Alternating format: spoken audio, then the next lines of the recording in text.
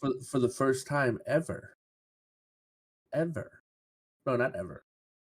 I've done it before. Instead of having asked across, tell me the TWAB.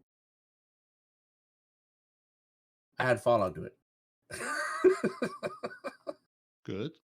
And what was your experience with hearing a different person tell you what you were going to be doing? PvP. He wasn't excited about it. He was just very informative, which is fine. Ask Across has this energy about him though. It's like, oh my god, did you see PvP? It's just, I don't know. He's got this energy I enjoy. I tell you, that was the best Astacross impression I ever heard. I think we've got Astacross on the show by that impression. Have you really been Astacross all this time? I don't use my webcam as much for you're not Astacross. Yes, I am not Astacross. And you're not Houndish. Peroty is not Datto. He is not Datto. I've seen Datto's house and wife and cars. I don't think Peroty would be doing a podcast if he had any one of those three things. I have a wife, a house, and a car. You don't have Datto's house, wife, and car. To your knowledge. not until the plan comes together. Danielle, are you in the background hiding somewhere? Danielle! Blue team set. Anyway, sorry. Abash ye, and welcome to Two Titans and Hunter, a Destiny 2 podcast. Dedicating bringing you all the latest information, news, and opinions. This is the best show for new and veteran pirates alike, where we share tips, tricks, and tools to help you succeed and enjoy hornswaggling your booty even more. So with all that said, let me introduce you to me ragtag crew. The scurvy sea dog, Peroty, the son of a biscuit eater, no one respawns in real life, and me, your captain, for this treacherous voyage, Nitedemon. Arr!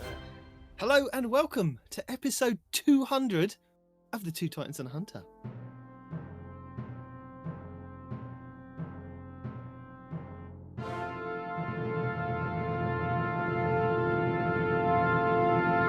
What? You did it. Fanfare, not balloons, they don't make noises. Fanfare, fireworks, tell me this every time. cars. I can put those in the post. You don't need to tell me. Yes, but it's funny when I say it as well. It's not funny. It's No, funny for it's not. me. Well, yeah, okay. Anyway, I am your British host, Nitedemon, frustrated as ever with Respawn, and joined again by Peroty. Always. The two people that can't introduce the show No, and themselves when they refuse. actually do a podcast without me. So Nope, never. I can't leave them. Oh my god, do we Every Is that real? single time. Yeah, you just Every single went time I into realize thing. we just launch into whatever and we never ever say who we are, and I just figure he runs the intro after the fact and it'll be fine. But I thought that. I mean, I put out, it made me laugh because I put out the podcast last week and then I got a text from Peroty going, I forgot to do the intros. Like, yeah, don't worry. There's a pirate intro. we are nothing if not consistent, sir. Right? Maybe consistently wrong, but we are consistent. We are indeed. See, that's why you're here, to edit, to keep us online, and to actually have us tell people who we are and what we're here to do. We are here to tell you all the Destiny information that we can gather over the period of 2 or 3 days, collate it together, and then we talk at you while you listen in your lug holes and go, this is good, we're going to like, subscribe, and follow. Yeah, all that. Patron, all the good stuff. and all the things. So many things. You're going to slap that button like your mama taught you right. That's what you're going to do. Ooh. Exactly. So, as it is episode 200, we do have a competition that we did tease, I believe, about 10 weeks ago when Respawn suddenly came up with it in the middle of a podcast. Yeah. And then we said to him, no, keep it on No, hold. I came up with it before the podcast, but you guys are like... No, but in the middle of a podcast, you suddenly came out with, oh, I've got a competition. I'm going to tell people I've got a competition. And we're like, no, calm it down. We've got episode 200 coming up. Let's do it for episode 200. Okay. Now, at some point during this show, so this means that you actually have to listen to the whole show. Or do you? It might not even be at the end. It might be in the middle. You're just It gonna might be right find- now. You don't know. Yeah, it might be just after I finish doing all this talking. You may find out what the competition is. Or if Respawn completely forgets, you might find out next week. Who knows? Because It's hard to say. there's lots of TWAB to go over. Oh, But there's before we lots get of TWAB. to the TWAB this week, I'm going to drop in me telling you guys all about This Week in Destiny. This week's featured Nightfall will be the Light Blade over on the Throne World, where you have a chance to get a Pinnacle engram if you complete the Nightfall with a score of 100k or more. This Nightfall will require you to own the Witch Queen expansion of Destiny 2 in order to be able to play it. You will be able to earn high-end gear for your characters, including the Nightfall featured weapon, exotic gear, enhancement cores, enhancement prisms, and ascendant shards. The higher the Nightfall difficulty, the more common the drop will be, with the featured weapon and exotic gear being uncommon at hero difficulty to being common with ascendant shards in Grandmasters. Legend and lower Nightfalls will have 8 barrier champions, 2 unstoppable, and 7 Lucent Hive Sentinels, with 6 solar and 12 arc shields. Master and GMs will have 12 barrier, 3 unstoppable, and 7 Lucent Hive Sentinels, with 6 solar and 8 arc shields. Your Grandmaster modifiers will be barrier and unstoppable champions, which cannot be stopped without the correct mods equipped. Fire Pit, when defeated, acolytes spawn fireballs that cause damage over time. Chafe, radar is disabled. Empath, take increased damage from melee. And your Grandmaster modifiers are Contest, Join in Progress disabled, Locked loadouts, Match game, and Extra shields. Match game is enemy shields are highly resistant to all unmatched elemental damage. Equipment locked, you will not be able to change your equipment after this activity starts. Attrition, regeneration is greatly impaired. Defeating enemies may create wells of light. Extinguish, if your fire team falls in a restricted zone, everyone is returned to orbit. Limited fire team revives, and you gain additional revives by defeating champions up to a maximum of 20. Champions mob, this mode contains additional champions. An acute arc burn, 50% extra incoming arc and environmental damage is increased, but 25% bonus arc damage is dealt to enemies. The power requirement this season to enter the GMs are 1595 light, which is also what your power is capped at, and the enemy power will be 1620. Your anti-champion artifact mods for this week are Anti-barrier auto rifle and Scout for 1 energy, and further over we have Sniper for 6. Unstoppables are Pulse for 1 energy, and Shotguns for 3. You also have exotic weapons and armor that can help with intrinsic mods as well. So for anti-barrier, we have the kinetic bow, Wishender, the kinetic linear fusion rifle, Arbalest, the solar energy hand cannon, Ariana's Vow, the solar heavy sword, the Lament, and the Titan exotic gauntlets, Second Chance, which gain a second charge of your shield throw melee, which becomes shield piercing and stuns barrier champions. For unstoppable, we have the kinetic fusion rifle, Bastion, the kinetic hand cannon, Malfeasance, the solar energy sidearm, Devil's Ruin, the void heavy bow, Leviathan's Breath, and the hunter gauntlets, Athras Embrace, which have a chance to stun unstoppable champions with their empowered weighted knife. The featured weapon to obtain next week should be the solar aggressive frame shotgun, Mindbender's Ambition, but it could be the arc rapid fire frame pulse rifle, Horror's Least, as these 2 weapons had to be swapped out the last time this was the Nightfall. The Mindbender's Ambition is an aggressive frame kinetic shotgun with a base impact of 80, base range and stability of 29. It can roll with Swashbuckler, 1-2 punch, well-rounded and incandescent, with auto-loading holster, pugilist, snapshot sights and threat detector. Horror's Least is a rapid-fire frame arc pulse rifle with a base impact of 23, base range of 34 and stability of 49. It can roll with Kill Clip, Vorpal and Frenzy, with Zen Moment, Under Pressure and Heating Up. Both weapons have the origin trait of Stunning Recovery, where if you stun a champion you partially refill the magazine, trigger health regen and improve your recovery for a short duration. And Vanguard Vindication, where final blows with this weapon grant a small amount of health. Next up, Lord Shaxx brings Rift back to the Crucible this week for the second time this season. Delightful! Rift is a 6v6 game mode that focuses heavily on objective-based gameplay and not just killing the enemy team. Instead of accruing points based on defeating enemies, players can score points by picking up the spark and dunking it into their opponent's rift, which is near the enemy spawn. A team can either win by scoring 5 points before the opposing team can, by scoring 3 points without the enemy team getting a look in, or have more points when the time runs out. The spark spawns in the centre of the map and starts charging after 6 seconds of the round starting and becomes visible for all players on the map.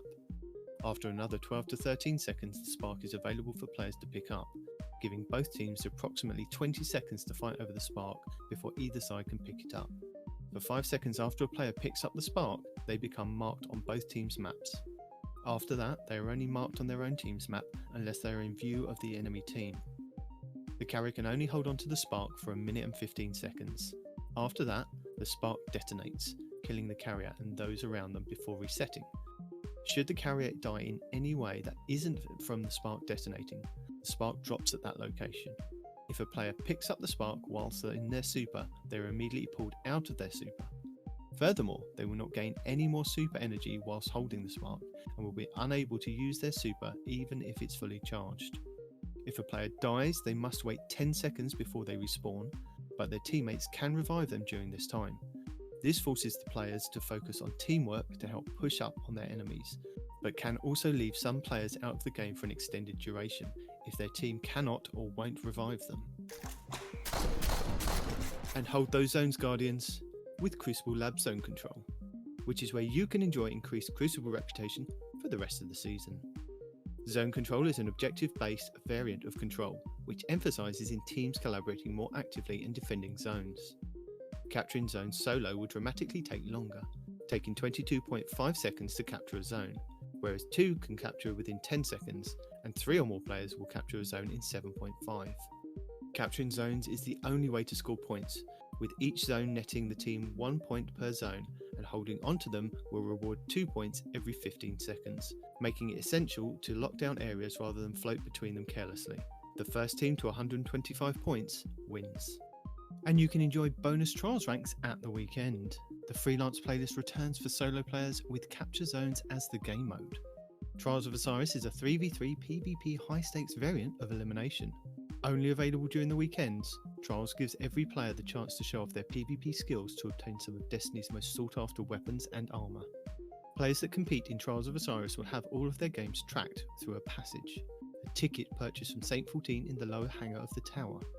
Winning rounds and matches in Trials will grant exclusive weapons, armour, Pinnacle gear, masterwork material, and even adept gear for the most skilled players who can reach the lighthouse, with a flawless ticket of 7 games won with no losses. In Capture Zone Trials, you can either win by eliminating all opposing players, or play tactically and capture the zone to win the round. 5 round wins will bag you that match for your passage card.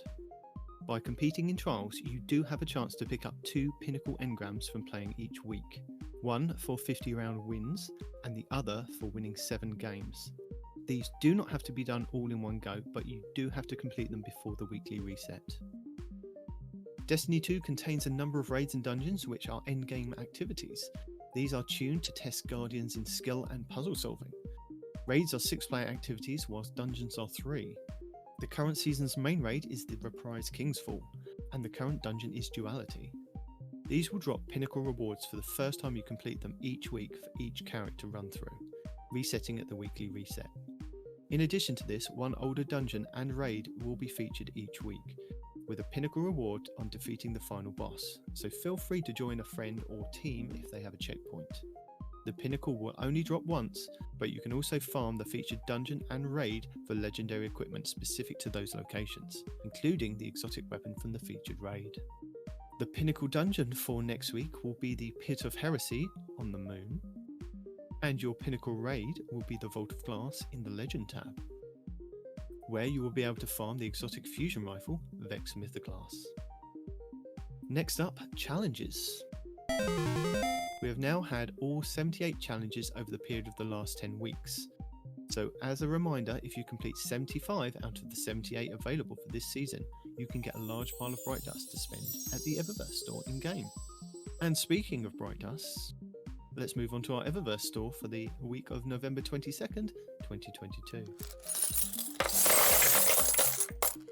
Available this week for Bright Dust, we have the Grasping Thoughts exotic emote for 3,250 Bright Dust, the Aokai FAS SL65 exotic ship for 2,000 Bright Dust, the Daito Capsule Entrance Legendary Transmat Effect for 450 Bright Dust, the Polished Sea Stone Legendary Shader for 300 Bright Dust, the Swab the Deck exotic emote for 3,250 Bright Dust, the No Signal Legendary emote for 700 Bright Dust, the Motive Force exotic Sparrow for 2,500 Bright Dust, the Heliotropic exotic ship for 2,000 Bright Dust, the Eternal Vengeance Cask for the Hunters, the Nightly Noir Helm for the Titans, and the Painted Kitson Hood for the Warlocks, each for 1,200 Bright Dust. The End of an Era exotic weapon ornament for the Last Word hand cannon will be available for 1,250 Bright Dust. And rounding out the Bright Dust offerings in the Eververse store will be the Lantern Ghost Projection for 1,500 Bright Dust. And then finally, the Lost Sector rotation for this week. As a reminder, your daily Lost Sector will show a flag outside which will give you details of champions and burns you will find inside. But if you are new to the game or you are using an alternative character and can't find the flag outside, you will have to run through the Lost Sector normally to have it show up on your map as a Legend/Master.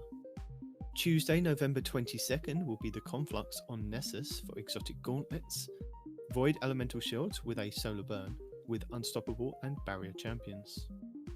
Wednesday, November 23rd will be the K1 Crew Quarters on the Moon for exotic chests, Solar Elemental Shields and an Arc Burn, with Overload and Barrier Champions. Thursday, November 24th will be the K1 Logistics on the Moon for exotic helmets, Solar and Arc Elemental Shields, Void Burn with Overload and Barrier Champions. Friday, November 25th will be the K1 Communion on the Moon for exotic boots, Solar and Void Elemental Shields with a Solar Burn with Overload and Barrier Champions.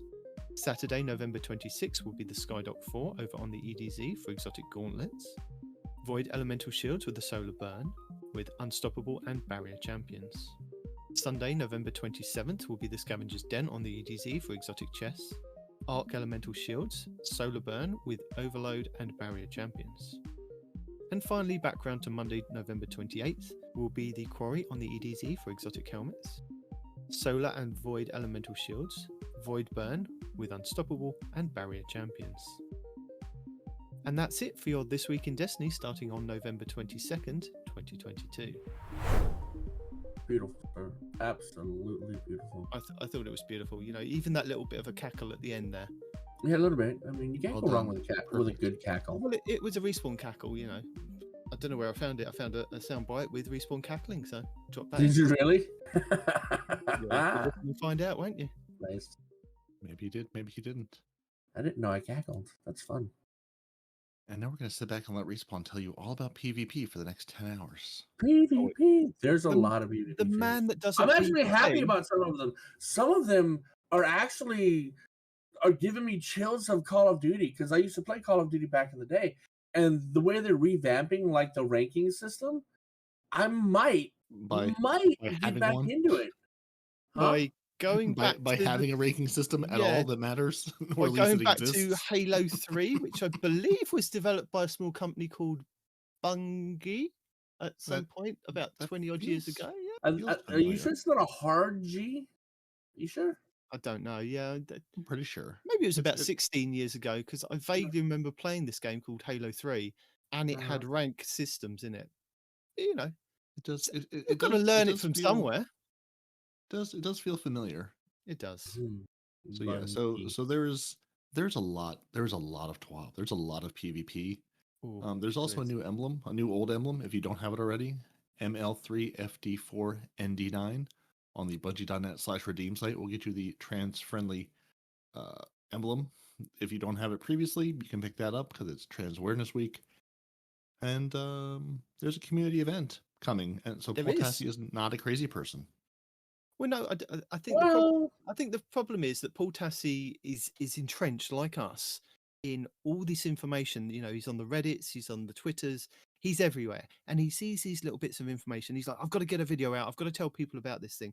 And then when they trick him with a Telesto thing, you know, you're going to fall down that rabbit hole with a couple of other people that you kind of dragged along with you, which was quite funny to watch. I completely missed it last week. I completely missed the whole Telesto thing. I didn't even bring it out of the vault. I was like, I'm too busy actually just doing other stuff in the game, which by the end of this TWAB, I didn't kind of need to do. But hey, Yeah, and they've already fixed it, Yeah. which is well, a they're shame. going to be fixing it. So this Are week, you sure? I thought Fallout said it has already been fixed, and that's why people aren't using it in the Iron Banner. No, right now. the yeah, Telesto was fixed. Yes. Yeah. Different thing, Different different thing. fixed. Yeah. Different thing that you Okay.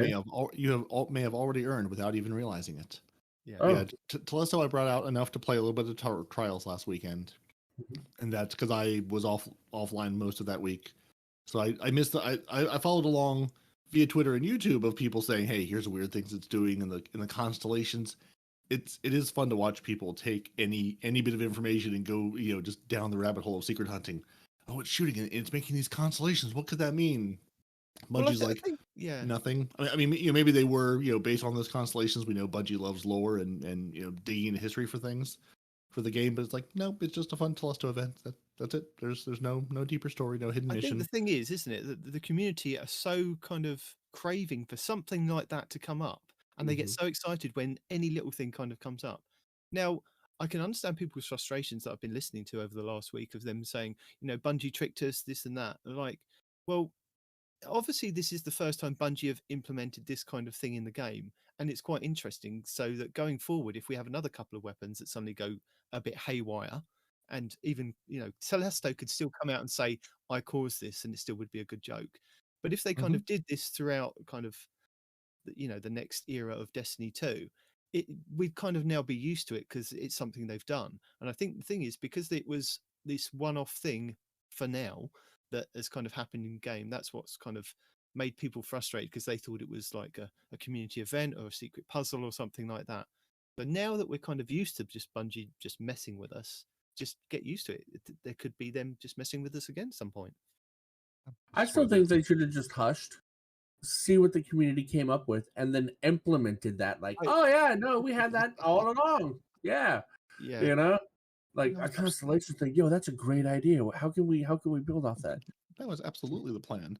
Yeah. Telesto did end up continuing its reign through trials last weekend. 1.39, almost 1.4 million kills, 11% of all kills. Wow. So it was absolutely a Telesto weekend. A full million kills over during Baroque, the next thing, and then it just fell off from there. So it was a Telesto trials weekend. It was. With some success if you were an okay Telesto user or not. So this week at Bungie, I guess, for the 17th of November, we're running through the year. We're nearly at Christmas. It's literally a whole month, and then we'll be at Christmas, and it'll be songs and dancing and Respawn singing. You got all that. Oh my god, I forgot about that recording. No. So this week at Bungie, they are talking about Crucible. Don't giggle at that. And they can't believe that they're saying that they're already halfway through the year, because I've just said that before they said that. So there you go. And again, they're weeks away from season of Redacted. Now, just forget about this. Every time Bungie, just put we're a few weeks away from the next season, because let's face it, it's always season of Redacted until you want to kind of tell us something about 2 days before or somebody leaks it. So just stop doing this. It's not funny. It's not. It wasn't funny from the beginning. Okay, it might have been funny from the beginning. I'll give them the benefit of a doubt. Maybe the first time I heard it, I gave a little chuckle. Okay, but it's not funny. It's really not funny. It's not entertaining. It's like, oh, we're gonna just enable everything redacted. Ha ha ha ha. You're not clever. All right. Not with this anyway. DMG, you could have maybe kept the TWAB under 6,000 words, because it's not. Spoiler alert. If you'd have kept that bit out, maybe it was those few words that kind of ticked it over. But probably, if we want to carve out some time doing a deep dive. This might end up being 30 minutes. DMG, I've got news for you, my friend. I've got my friend Peroty and Respawn here. This could take 3 hours. So we're going to keep that in We've only mind. got parody for 2 though, so keep that in mind. Well, an hour and a half now. Right. Yeah, we'll see how long it takes you guys to do this. Yeah. I have to go to work at some point. You're free for the rest of the day. You've been obligated to this now. That's the rule of the podcast. Once you start, you don't stop. At some point during the show, I'm gonna have to clock in.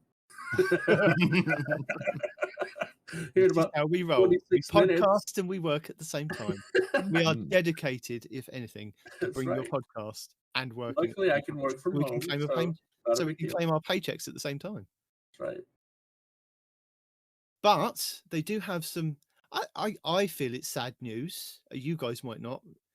They're taking a week off, giving us a TWAB next week because apparently there's a holiday in a certain country that we don't speak of that apparently wants to have some time off of giving us a TWAB. I feel that that's not necessary. I feel that they could at least write out a little bit of a TWAB and then just somebody click a button on Thursday and just go, there you go, it's a bit of a TWAB. But no, Yeah. they're not bit going to of be a TWAB. back until December 1st. We have all these non-US based community managers. Why aren't they writing the TWABs? They've got things Yeah, to do. give them something to do. I mean, there's a European one. He's not going to be celebrating turkeys or anything. Squirrel. Do y'all not have anything during our Thanksgiving season at all? Look, we wait for you to have your Thanksgiving. We wait for Black Friday and we get the deals. That's all we get. No, that's fair. That's fine. But I'm asking, you guys don't have any holidays around our Thanksgiving American shopping day. at all? Because, like, I mean, you have like Boxing Day, which is around our Christmas, and you have a Christmas too, right? But like, We have a Christmas too, yeah. Our Christmas is different to your Christmas. No, we have Christmas Day and we have Boxing Day, which is the day after. So we have, in Right. theory, it used to be literally 2 days, everything was shut. Now it's, you're lucky if anything's closed on Christmas Day these days and everything is open on Boxing Day. So there's no, you used to be able to kind of So hunker what- down what is- for the whole what is week, Boxing didn't Day? you? What's the lore behind Boxing Day? It's like, No. Christmas Day came, everybody got the cool stuff, Uh, and Boxing Day is the next day where everybody gets robbed of their cool stuff. No. And No? let's face it, this isn't the time to discuss Christmas. It's time to Oh, discuss, it's not. Oh, okay. Yeah. it's time to discuss Trans Awareness Week. So Peroty's already given you the details of how to get the sweet emblem. If you haven't got it for the last couple of years, it's the same code. So you may already have it. Also, But if the- you're not aware that there's trans people out there, What to tell you? yeah, I mean, they've been around for a year or two, Yeah. at least 6 months. It's so- Transgender Awareness Week starting on November 13th and Mm. ending on the 19th. So by the time you've heard this, they've had their Transgender Week and we've remembered them. I mean, honestly, has anybody forgotten about them at this point? Anybody? And Bungie's also selling No. the Bungie Pride pin in November will benefit the National Center for Transgender Equality as their charity for, the pin's back available. If you buy the pin, it goes to charity as well, because that's what Bungie does. Lots of charity things. Very nice. Because they are good and benevolent dictators. But what I can tell you is there's a community event, and I'm excited that there's a community event. Not a lot of other people are excited that there's a community event, but it just means that I get to play Destiny, earn some more currency, and then go and find where to put this currency at the end of the day. The vault. So it's not Yeah. just drinking with the Drifter? Because I thought it was just having drinks with the Drifter. That's what it looks like in the TWAB. We're just going to sit around the pub and have some drinks. Mm, Is that not the event? mm-mm. Apparently not. Hmm. Apparently, we're going to start building the Elixir a new home. Or we're going to give them the quarter that they've already got, but we're going to make it better. But like Donald Trump, we need to raise some cash to get going on our next election. I You mean, really think he needs to raise cash? he I needs sure some do. help. He needs some help Oh. getting going. Does he now? Based on the emails coming out, he sure does. But the Elixir, they have a home. It used to be a raid boss slayer, and now it's the Elixir quarter. But they've got some walls and maybe a roof or two. I guess they want like more than that for some reason. A decent place to raise their Elixir children. I don't know. Yeah, maybe a TV. Maybe they've got a radio. What more could they ask for? Right? So are we excited to do this big event at the end of the season, basically starting next Tuesday? I am. Um, I am I don't know genuinely what the event excited. is. I can't he- answer that. I don't know what the event is. Oh yeah, because Fallout didn't tell you in the video. Sorry. Yeah. Keep going. Well, all Guardians will be asked to collect treasure in the form of captain's coins from around the system to donate toward the Elixir quarter. helping Spider with improvements in upkeep, while Mithrax and Ido devote time to researching the relics of Nezarec. Huh. Now, these coins are going to be found in destination chests, lost sectors, public events, and of course, Season of Plunder, Catch Crash, and Expedition activities, but thankfully also in the King's Fall Raid, Dares of Eternity, Strikes, Crucible, and Gambit. Only the King's Fall? So that's what it says, only in King's Fall. So I guess it's just the raid of the season as opposed to all of the raids. Each Guardian will have their own personal donation reward. Their personal donations reward track with an emblem, upgrade materials, and a new swashbuckling ghost shell.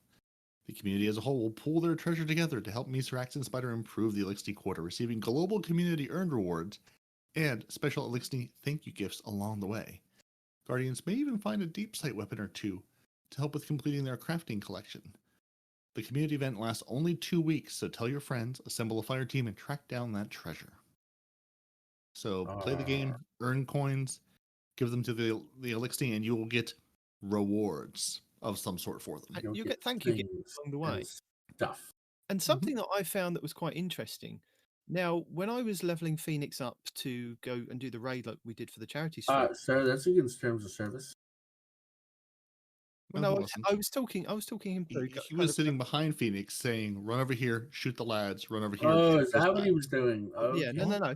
Coaching. But to get him from 1350, because he just loaded back into the game. At 1350, I said, go to the chest in the helm next to the star chart that will get you up to like 15, I think it was 1530 or 1540. There you go, 1540. I said, grab all this stuff and we'll get your character up. Now, as he's there talking to the chest, he's got a giant callus head in the background going, rah, rah, rah. I'm like, what do you want? Now, it turns out at the end of that, like everybody else that either played or didn't play the previous season, once the callus thing had kind of disappeared and told you that he's going off into the ether, if you go then back to the tower and you see Zavala, he gives you an enhancement, an ascendant, is it ascendant shard, the golf balls? I don't know. You haven't finished your sentence yet. Yeah, something like that. Yeah. Yeah. That was the last season, sort of like season finale. Go. Yeah, ascendant shard. Listen to the big callus head and get your reward in the tower. Yeah, you go back to Zavala and he gives you an ascendant shard, and I'm like, Phoenix, you've done nothing and you've got an ascendant shard. Literally, we can now kind of do something with that. Bro, that's how Phoenix roll, bro. But what I'm thinking is, the reason why I'm saying this is that if anybody's kind of missed this, go and do that because it's something there. But I feel that this is what's going to happen at the end of this season, where they say they're going to give you gifts. So if the community reach the event, or if Bungie kind of push it that we've reached the event, because I was listening to The Last Word, and Travis on there was saying that he's just going to log in and wait for the community to kind of auto complete it for him, and then just go and get whatever's necessary. Which is, a lot of people do that. Yeah, we've got our own Travis here in the form of Respawn. So you cannot fail the Bungie event. Bungie will make it impossible for you to fail the Bungie event. And be careful because there are cutscenes out there. Yeah. Have you guys seen this? I mean, I haven't actually watched the leaked cutscene, but there is a leaked cutscene from the end of the season. No, because I'm trying to, it cracks me up because everyone got up on their soapboxes last week and misconstrued the, hey, we're not going to do secrets anymore because, or we're not that we're not going to do secrets anymore. They didn't even say that. They just said secrets are hard. It takes time to do. That's what they said, and people assume that meant they're not going to do them anymore. Well, people assume because also a couple of the big, hey, we snip parts of what you said and throw it out into the community. We're like, Bungie says no more secrets, and DMG had to do a whole thread of, no, that's not what we said. If you read the entire thing, it was basically the point of encrypting this is hard and a lot of work, and basically with bringing the game to PC, it's much harder to hide things because people can go data mine the files. Yeah. And then the next week we have things data mined for the end of the season. It's like, guys, you could have it one way or the other. You could either enjoy the leak or not enjoy the leak, but just understand this is the world we live in. Mm-hmm. So no, I've seen the leak making the rounds, and I'm taking the Paul Tassi view of, no, I will watch it when it comes to me. I don't need to see it now. Just wait. Just give it some time. It's fine. What annoys me on YouTube, and this is to call out to anybody on YouTube, is do what Lucky 10p did. He did a picture of himself behind the Matrix kind of screen. Don't put a picture of what one of the screens is going to look like from that end cutscene. I don't want to see it. what I don't know who it was because I kind of immediately scrolled past it. Yeah, But there were a couple that I saw because it has And I that was like hand drawn Yeah. look to it. And as Really soon as I saw the annoying. hand drawn look, I was like, nope, I don't know what this is. I'm not looking. Yeah. Immediately At panic. least, yeah. Well, I mean, at least it's a distinct style. And I'm going. We've had nothing new in game yet. I'm not going to look at this. You can't make me. Yeah. Oh, And oh, I mean, I'm Perry? not saying that I don't look at these things that kind of come out. If oh, it you benefits- absolutely do. Don't lie. No, but if it, I don't. You- I do if it benefits us telling people on the show that this is coming up. Keep an eye out for this because this is going to be really helpful. Or be careful, this could be spoilers, like I am now. So yeah, sometimes I watch the things if it's beneficial. If the thing said, "Hey, here's what the community event will entail. Here's the rewards," Nitedemon will watch and tell you. If it's just, Oh yeah, here's our story wrap up that we spent a lot of time animating. And honestly, I really like Bungie's art style with these. Like, I really, these are like one of the few things I watch in the game without skipping because I like the style of it. I like watching it in game on the big screen. And then later on, after I've seen it once, then I can watch it on YouTube. They do have some good cutscenes. And, people were giving them flack about them having these animated cutscenes the last couple of seasons, right? And they're like, oh, they're too lazy to CG their own stuff now, so they're just animating it. It's like, even if it was out of laziness, I still think it was really well done. Like the whole Saint 14's a demon to the Elixir thing, that was done really well. You didn't have to animate it. Actually, leaving half of that up to your imagination, I think probably made it better, in my opinion. Right? Yeah. So people were giving Bungie a bunch of flack. Oh, they're too lazy to CG their own stuff. I don't know. I kind of like it. Meh. But yeah, their CG stuff is also incredibly good. So either way, I'm fine. You still get the story. You still get info. You still get what you need out of it. Who cares whether it's animated or CGI? Right? Still get what you get. Same thing. It's all animated. Fair enough. It's all people drawing stuff on Perody, computers. Perody, I'm having trouble receiving you. Are our comms clear yet? They seem fine. Mm. Yeah, I think. Oh wait, hold on. There we go. I think we're good. They are clear. However, they have not been clear in Catch, Crash, and Expedition this season. I guess turns out there's narrative voiceovers. You can tell I don't really play either of those activities with the sound on. Same. So yeah, so I guess there's voiceovers and they haven't been accurately reflecting the character's progress through the seasonal story. So they've made those bugs walk the plank and it will now play the correct lines. And so if you want to jump back in for the community event or do some last minute campaign completions before season 19 drops, you can apparently listen to the narrative voiceovers that existed the whole time. I mean, they do put a lot of effort into it, and They do. I mean, I'll listen the first time round, but then after that, I kind of switch off. So if it didn't make sense the first time round, I'm not going to kind of understand it like the 10th time that I'm playing the Expedition or Catch Crash. I'm like, yeah, whatever. So Unless it's got Cade. I listen to Cade. Cade's fun.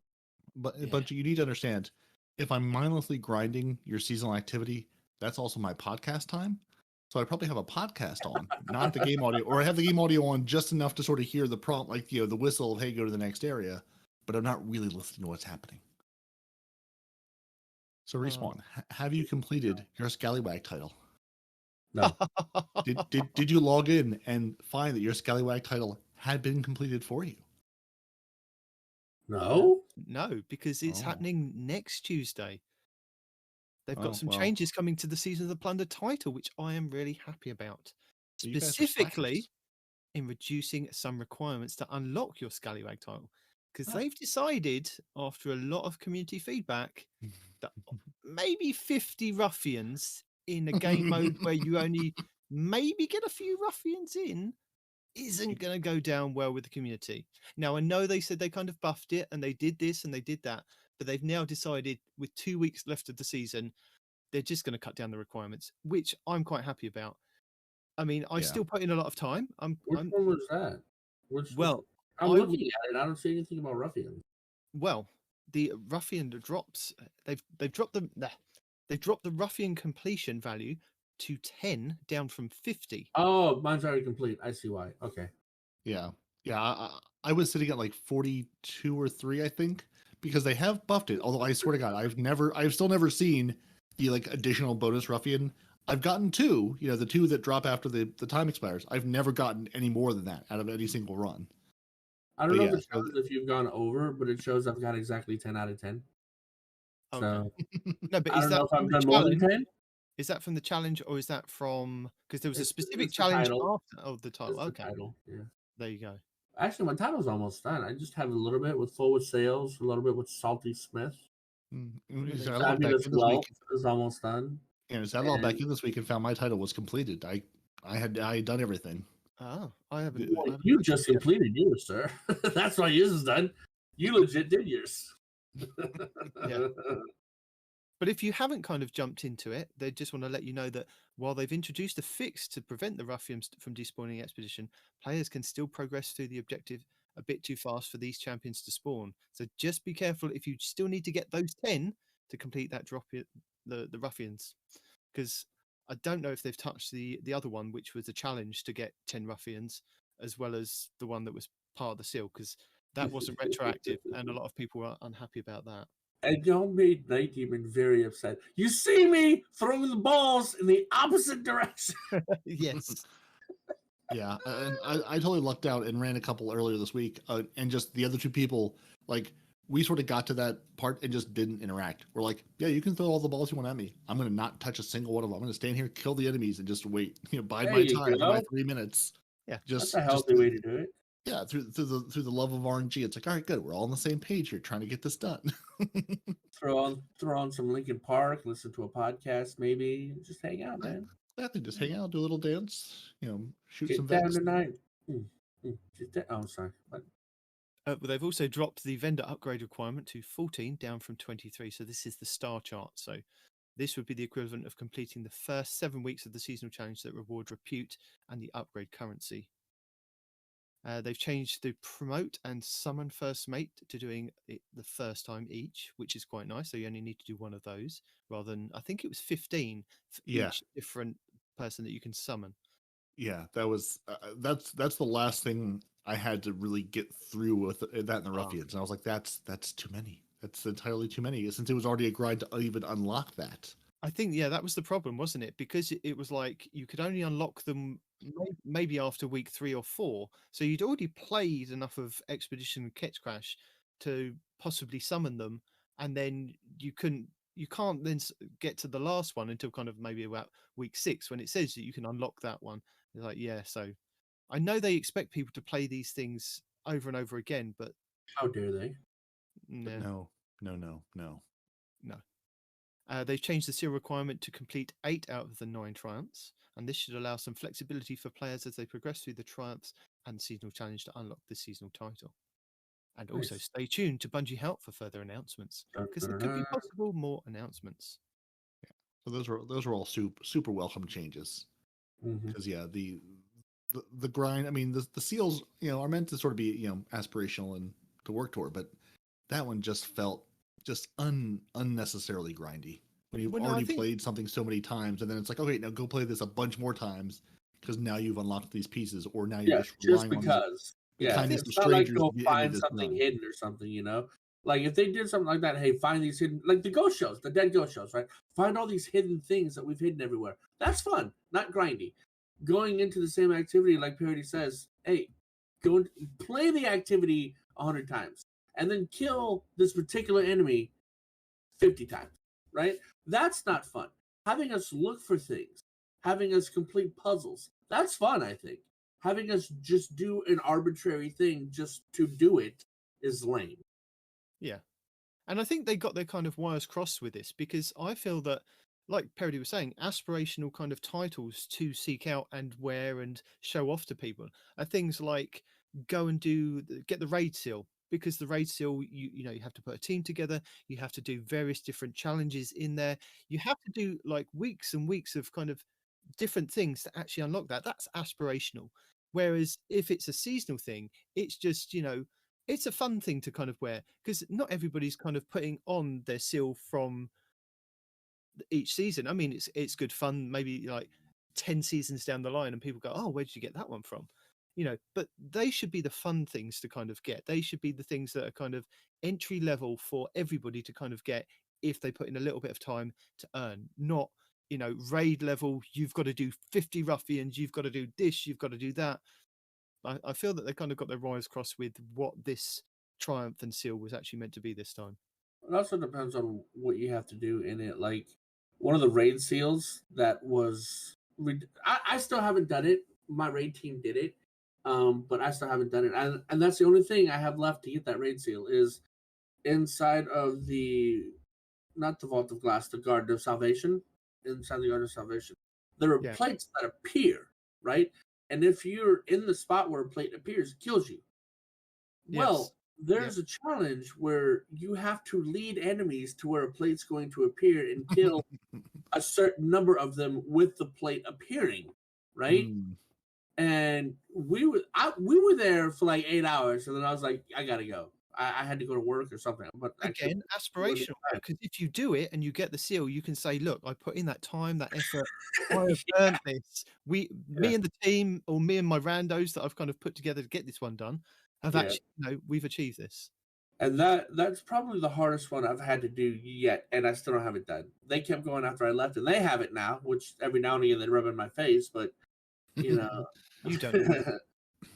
Well, you don't need it, but it's aggravating that I spent 8 hours and I didn't get it. Well, yeah, it's you've not gotten been so close to sunset, it. so you've got as many times as you need to go and get that done until they turn off Destiny 2, I think. Yeah, until they throw that into the content vault. Content vault. But don't worry, there's a game security update. While you're hungry for Crucible news, we're not going to tell you about that quite yet, because there's one final update.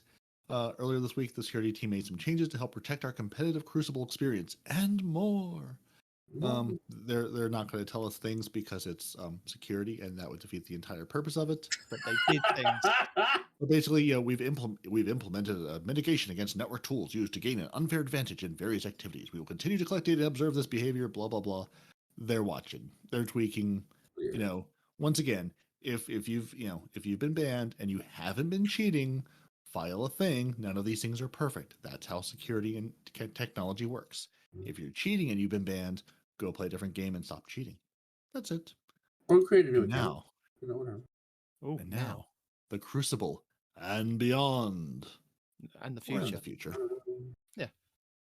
To the Crucible and beyond. All right. I'm ready to fall with style. I don't know about you guys. You're ready to what? The fall with style. Oh, okay. Wow. Deep cuts. We have the deepest of cuts on this podcast. I didn't hear what you said. I'm sorry. I'm sure you didn't. Yeah, no, whatever. So now Respawn's to tell us all about the Crucible because he has such a deep Love. understanding and appreciation of it. The Crucible. So do you have Micah queued up to come in when I have to leave for work in an hour to tell us all about the Crucible? No, he's not this early. No. We can get through this in an hour. If we just read and don't interrupt each other, we can get through this in an hour. So there's zero chance of that happening. Squirrel! I would just like to say, though, if Nitedemon ever kicks us off and gets Micah, then I think the two of them will form the most perfect melding of voices in the entire world. I've had a number of people tell me this week that Micah just has the most smooth, pleasant voice to listen to. He does, man. Between Micah plays life on easy mode because not only does he have that voice in person, he's a beautiful black man. He's got the light skin. He's got green eyes. He's got that kind of wavy hair. I was like, dude, you play life on easy mode? He goes, yeah, I do. He sounds like my double. He could be my brother from another mother. Yeah. I have green eyes as well. Have you and him ever been on a show together at the same time? Because I'm not. Because I'm pretty sure he's here when you're not. To get him to replace Titan. I've never seen the two of them together. So maybe it's maybe. Nitedemon just turns his British accent on or off. Maybe he's secretly Micah. Just when I said that we're going to get through this in an hour, and we've already diverted the train and it's gone to a different station talking about Micah. Well, Micah would appreciate it. He likes getting. We do appreciate Micah stepping in and helping out. I do. Keeps you in check anyway. That's what he does. He doesn't help out. He's there to screw with me. All right, let's keep. He's there to keep you in check, and that's he's it. He's also there to help out and actually have he's had some really good suggestions. No Crucible things. Well, I'm just here to say that TLDR, we define our goals for the Crucible ecosystem. We're updating the playlist structure to streamline the Crucible offerings and help focus our Crucible population. Oh, so first off, we're going to collapse Control and Clash into a single quick play playlist. Good. Because basically people do the same thing in both anyway. Exactly. Wait, we have an objective? What? And we're going to bring some of the lesser played game modes into our weekly rotators. Now, Bungie, I would really like it if you could match people who last played a game of Control and then have them play a game of Clash and like go back and forth, as opposed to playing 6 games of one in a row than the other. Just saying, it'd be nice. There's a new Crucible seal, and engram focusing is coming to Lord Shax to give players more ways to engage with Crucible rewards. And in Lightfall, we'll be expanding the engram focusing to include older weapons and armor sets across Crucible, Iron Banner, Trials, and more. Okay, what's the more? What's the more? It's more. You're going to have to find out. I need to know what more is. Well, I don't know, but in Because season I understand 19, Crucible, I understand Iron Banner, I understand Trials, and we're talking about Crucible stuff. Big team battle. Big team battle. Come on, Bungie. I either want big team battle back or I want the Action Sack playlist from Halo. You can do this. You can make this happen. SRL. Massive like 12v12 PvP. SRL confirmed. SRL confirmed. Ooh, It's not perfect. confirmed. Shut up. Don't know. It's not confirmed. Could be. Because in Could season be. 19, It Iron says Banner more. Iron Banner gets a new mode with legacy armor sets that Veteran Guardian should recognize. So we're going to SRL our way through season 9's Iron Banner. Oh, I do like that Hunter armor. This I'm gonna have to is play. the armor. We'll get to it later, but I'm sure because there's a picture. But this is the armor from Destiny 1 that we all raved about, and I believe even Respawn has banged on about this one. It's the one with the hunter that's got the dead wolf as the cloak. Yeah, Fantastic the set. Yeah, it's the pelt. beautiful. Oh, it's the only one I kind of wore when I was like in Destiny 1. Just that was it. Yep. Just I had several versions of different cloaks with with the different things on it. But yeah. It's a very nice set. Except for the warlocks. I'm so sorry, guys. Yeah, this is the armor set that at least Titans and Hunters have been waiting for. Warlocks, we'll see. We're also updating our matchmaking between skill, connection, and team sizes to provide better experiences in the Crucible. This starts with quick play and will roll out into more playlists over time. We're also tuning the quitter suspension parameters for quick play. We're going to test new matchmaking techniques and trials to hopefully provide a better experience to solo and duo fire teams without the need for freelance. We'll see. I missed It'll freelance also help this them past in. week. Sorry? I missed the freelance this past week by playing in trials. You could definitely tell, you were coming up against 3 stacks Yeah. with people that were communicating. Yeah, So- how dare they? Yeah, I know. Right? So yeah, this is also going to help them in reassessing the flawless pool for season 20 and beyond. So the flawless pool is here for season 19, but season 20, aka Lightfall, they might reassess it. We'll see. And finally, bringing more maps to the Crucible over the next year. So two maps are returning from the earlier years of Destiny 2, and a brand new map is being added during the year of Lightfall. So nothing this upcoming season, but the year of Lightfall. So in a year, Crucible players, you might get another map, and that'll give you 2, like since the beginning of the game. Basically, it's something. And again, I was listening to a couple of other podcasts and people talking about this, and they were complaining that we haven't had Crucible maps. What they said was we used to get like 2 or 3 Crucible maps. We'd get a strike, we'd get this, we'd get that in Destiny 1. But what you've got to think about, I mean, I was thinking about it, I was like shouting. I was like, no, just I've got my hand out. I want to tell you stuff. The thing is, with Destiny 1, what you've got to remember, when they did an expansion, it was an expansion. You got the raid, you got like several strikes, you got Crucible maps, you got the story, and that was it for 6 months. You didn't get anything else until they decided they were going to do another expansion. I think the problem... you had huge downtimes in D1. Yeah, huge. I think even with the weapon balancing, there was like a whole meta when like we could have had 6 metas in the one meta that was in Destiny 1. So you've got to think that they've put more work into developing the story, the characters, and getting those seasons out time and time again. Every 3 to 4 months that we get a season, and it's like they haven't got the resources to then do a Crucible map each kind of. Well, that was back when they were still with not Activision, Microsoft. No, yeah, they were with Activision. Well, Activision was the publisher, wasn't it? But okay, even Activision, yeah. So they had money and resources to do that kind of stuff. The way they kind of structured it, and when you've got to think about it, Destiny 1 was in develop for X amount of years before it came out. So they obviously were working on several different maps. They released a map pack to go with the opening ones, and then they continued developing the ones that they kind of were working on, and they just released those with the expansions. With this, it was like we're being forced into Destiny 2, even though we didn't really want to kind of go into Destiny 2. And I mean, even they've admitted it, that it's still quite hard to kind of get something from the content vault, even if it is Destiny 1, and port it over to Destiny 2, because you have to rebuild it. And then they had all the other issues with some of the maps from Destiny 2 when that originally kind of came out, where they changed the structure from 4v4 to 6v6. It then kind of broke some of the maps. So it's understandable. They've now got to kind of go back and repair what they kind of need to do. So yeah, I mean, I can understand the frustrations of Crucible players with the limited amount of maps that we have, and the fact that we're only going to get 3 maps in the next possible year. But yeah, over the next 4 seasons, and 2 of them are reprised. Yeah, it's and that's something. I really feel bad for people who play this game for PvP, because it really has been neglected. And all the things Nitedemon said, absolutely true. Like Respawn said, D1, we would have this months of time with content drops where there's nothing going on, there's nothing happening.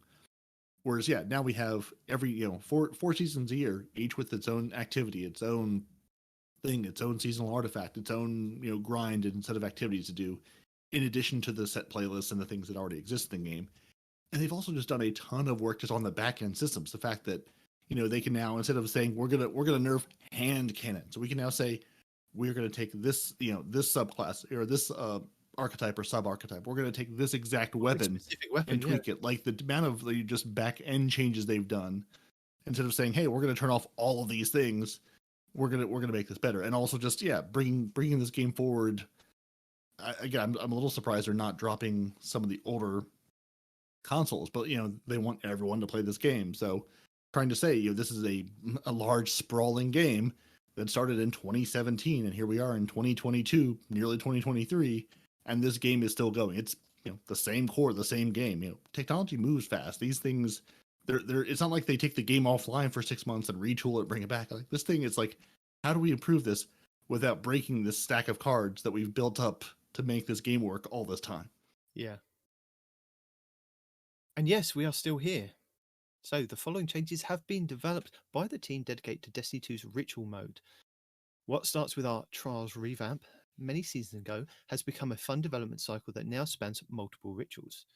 We've been focusing on giving activities like Gambit, Iron Banner and Crucible during the season of development to revisit and reset our goals and address player feedback. For Crucible, there's quite a bit on the table, and it's always a multi-part conversation.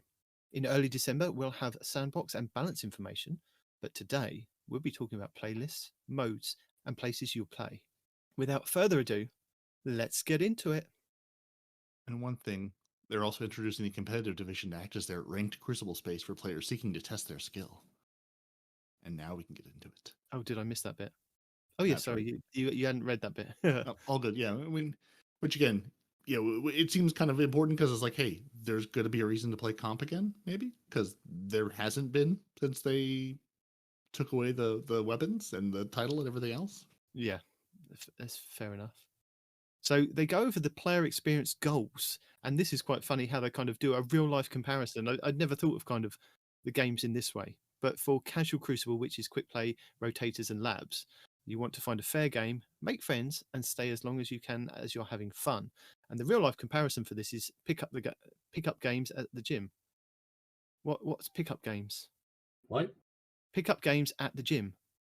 So for those of you who are not, maybe US centric and understand, like, you go to your local gymnasium, your local recreation center, and you come out on a Tuesday afternoon or Tuesday evening after work, and you're like, I want to go play some basketball. Let's see who's there. Oh, there's a bunch of other people there after work, just sort of hanging out at the gym, being like, hey, there's 12 of us. Let's group up 6v6 or, I guess 5v5 because basketball, that's how that works.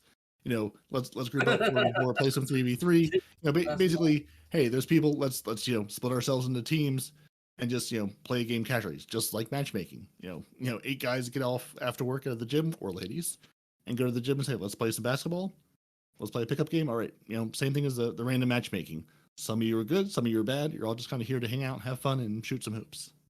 Okay, so I'm going to turn to you for the interpretation of these. So Iron Banner is the week-long celebration of PvP in Destiny that draws in everyone. And the real life comparison is exhibition play at a block party. Go. I guess your exhibition play is like, hey, we're going to have, a team of people who actually, aren't, they're not professionals, but they're, a little bit better than the guys at the gym just hanging out. Okay. But, they're coming out to play a game. Maybe like, I was trying to think of. An exhibition is just a game before the important games start. It's something to get you hyped up. Okay. Yeah. Okay. It's a pre-game game. And then everybody on the block is standing watching. Well, no? Or do they block? They usually it's add a block party. I don't understand these. I don't know where you're getting block party. Oh. From the literal TWAB. Yeah. Sorry, Fall didn't read that part. It's the words from the TWAB. Block party, at least in the US, is sort of like, hey, like a block in your neighborhood, or like, your local neighborhood. You get together and say, hey, if you live in a place where you actually know each other and go, hey, let's have a little party and get together and, do a potluck dinner and whatever, bring the community together. Hey, let's play some basketball or soccer or whatever, come together and Iron Banner solo play. Or if you're in Europe, there's a literal party that spans several blocks. Loud music, yelling outside, everybody dancing. No idea what you're talking about. Yeah, Cyrus. This is the one that I struggle a little bit with their real life comparison for. Okay, so Trials of Osiris is prove your skill and build against worthy rivals, and the real life comparison is a high stakes pro-am tournament. So is this like card game, or is this like a golf game? Is it pro-am like professional amateur? Like, isn't that an oxymoron? Yeah, that's what I thought. Yeah, I'm turning to you guys for how these are kind of interpreted. No, we have pro-am is basically where you could have like both sort of pro athletes and amateurs competing together, sort of like or I know again we're gonna date ourselves here. Like MTV used to have the Rocks and Jocks like softball game or something where they would have professional athletes and musicians like playing softball together. Sort of like you've got some pros, you've got some amateurs. We're throwing you all into the pot. So hey, maybe your amateurs can work hard to get better against the pros, and the pros can wipe the floor with the amateurs. If it's how Trials actually works, I'm not sure. This is having sometimes works, and sometimes quick play works. I'm sure. Yeah. I feel like that's sort of how all of these game modes work, because there is no pro and amateur split. It's just we're gonna throw you all on together, and you'll see what you get. Pro-am tournament. That's it. Yeah. Mm-hmm. It's all pro-am. So ranked play is fair matches, measure yourself, growth you can see and feel, and stakes that are always high. And the real life comparison for this is local recreational leagues. So I understand this one. So this is like Little League and college football. Am I getting this? Not necessarily Little League, but local recreational. It could be anything from a company baseball team to a Little League, Yeah. So instead of having, hey, instead of being in the casual playlist of, hey, we're going to show up at the gym and just see who's there, we actually have some teams established and maybe we practice every now and again. We're going to bring my team out to play your team. And whether it be at whether it be the gym, company softball, company football, whatever. Yeah. Like established teams playing each other who, aren't just totally randos playing together. Just, we have an established team. We're going to work together, and it's fun, but also there's some competition there, friendly or otherwise. Okay. And then finally, private matches. Make the game that you want, play with your friends, and stay as long as you're having fun. And the real life comparison is... Isn't that already a thing? Sorry? Yeah. These are all already things. Yeah, we do. We also already have all these other things. Kind of the real life comparison. But then game night with friends can be any of the other playlists as well. Right. Yeah. Yeah. So this is game night with friends, and then but you can set the rules. Say we're going to play poker, but we're going to use Doritos chips, and we're going to make twos wild. But that's their definitions, and that's what they want to kind of keep in mind for kind of how they've kind of broken up how season 19's playlist is going to be updated, and what they kind of how they wanted to achieve their goals, basically. So who would like to tell us? Would Respawn like to tell us really about the PvP? I mean, y'all just cut me off, and I was like, all right, y'all just roll with it. Go on then. Season 19 playlist updates, please. Season 19 playlist updates. We began our journey of Crucible updates with a long look at what current offerings are in Destiny 2. There are objective modes like Control, elimination-centric modes like Clash, and competitive modes like Survival. elimination, or showdown. When going through the experience and looking at back-end data, we felt it would be best to streamline some of these offerings and help focus players on specific playlist offerings while meeting our player experience goals that we have listed above. Starting in Season 19, the Crucible screen will have the following options. Quick Plays 6v6. This is now a playlist with both Clash and Control. Uses loose skill-based matchmaking, SBMM, which we have tuned during Season 18. They also have weekly rotators 6v6 FFA. Future Farmers of America. There you go. Wait, no. Free for all. Yeah. Rotates weekly between Momentum Control, Mayhem, Team Scorch, Rift, and Rumble. Use purely connection-based matchmaking. Competitive Division is next with Freelance 3v3. This is now a playlist, randomly picking Survival, Rift, and Showdown. These modes showcase a variety of playlists designed to show how good you really are. Uses SBMM setting built using concepts we've developed for loose SBMM tuning, but tightened to match you more closely against opponents of your skill. I'm quite interested in that one to see how Rift 3v3 plays, seeing as we've only ever played Rift in 6v6. I mean, Survival and Showdown were here before in kind of 3v3 and 4v4, but I'm really interested in see how the Rift plays out with that. Yeah, I'm also super curious about their tighter, loose, skill-based matchmaking. You noticed that too, right? This really feels like them saying, well, we want it to be skill-based, so we're going to have a looser skill-based in quick play, and then we're going to sort of tweak it for the competitive and just sort of see how that plays out and see what people like more. That tweaky bums time. Dun, dun, dun. Crucible Labs. There it is. I was going to say, Peroty, guess what? It's back. It's here. It's coming back. Crucible Labs. Sir, Crucible Labs has been here. Mm-hmm. It's not due. And it's coming back next week. They actually have brought it back. Like, it's been here before for a while now.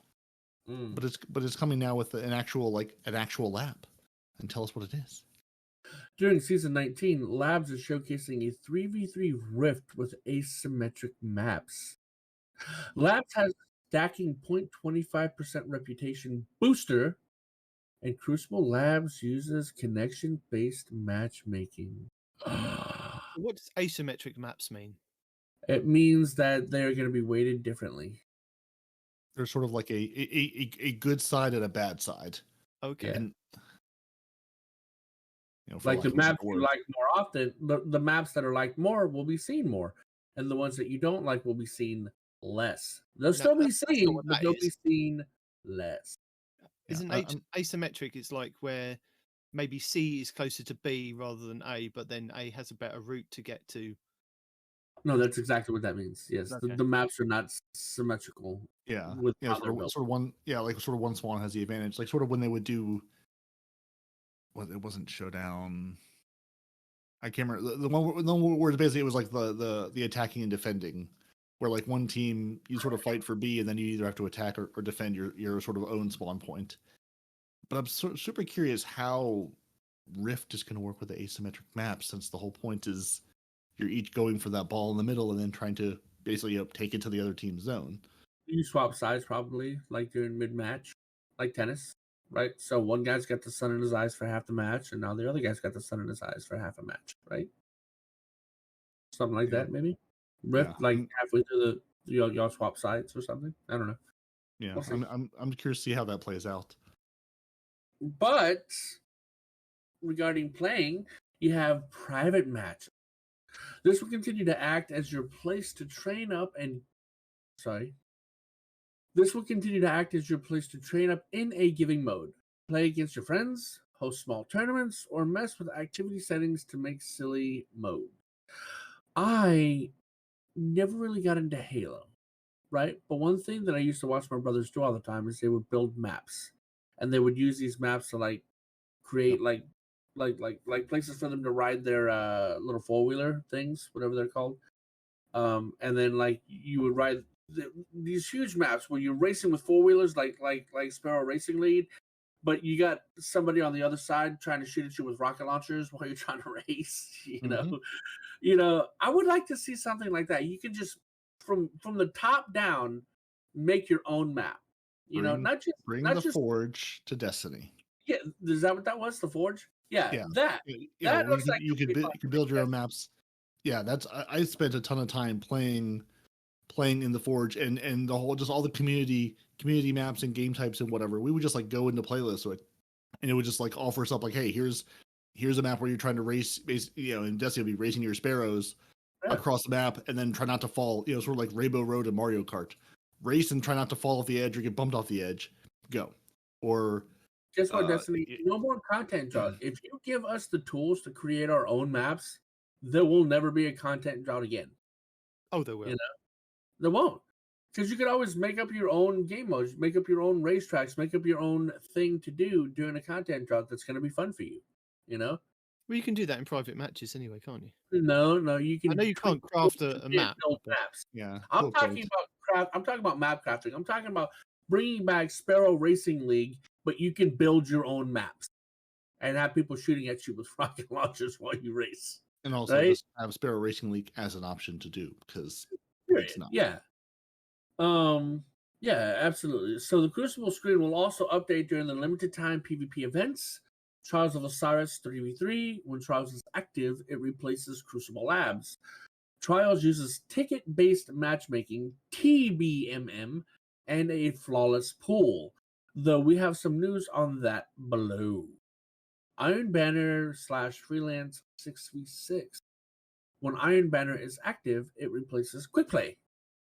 Iron Banner is going to be moving to loose skill-based matchmaking during Season 19.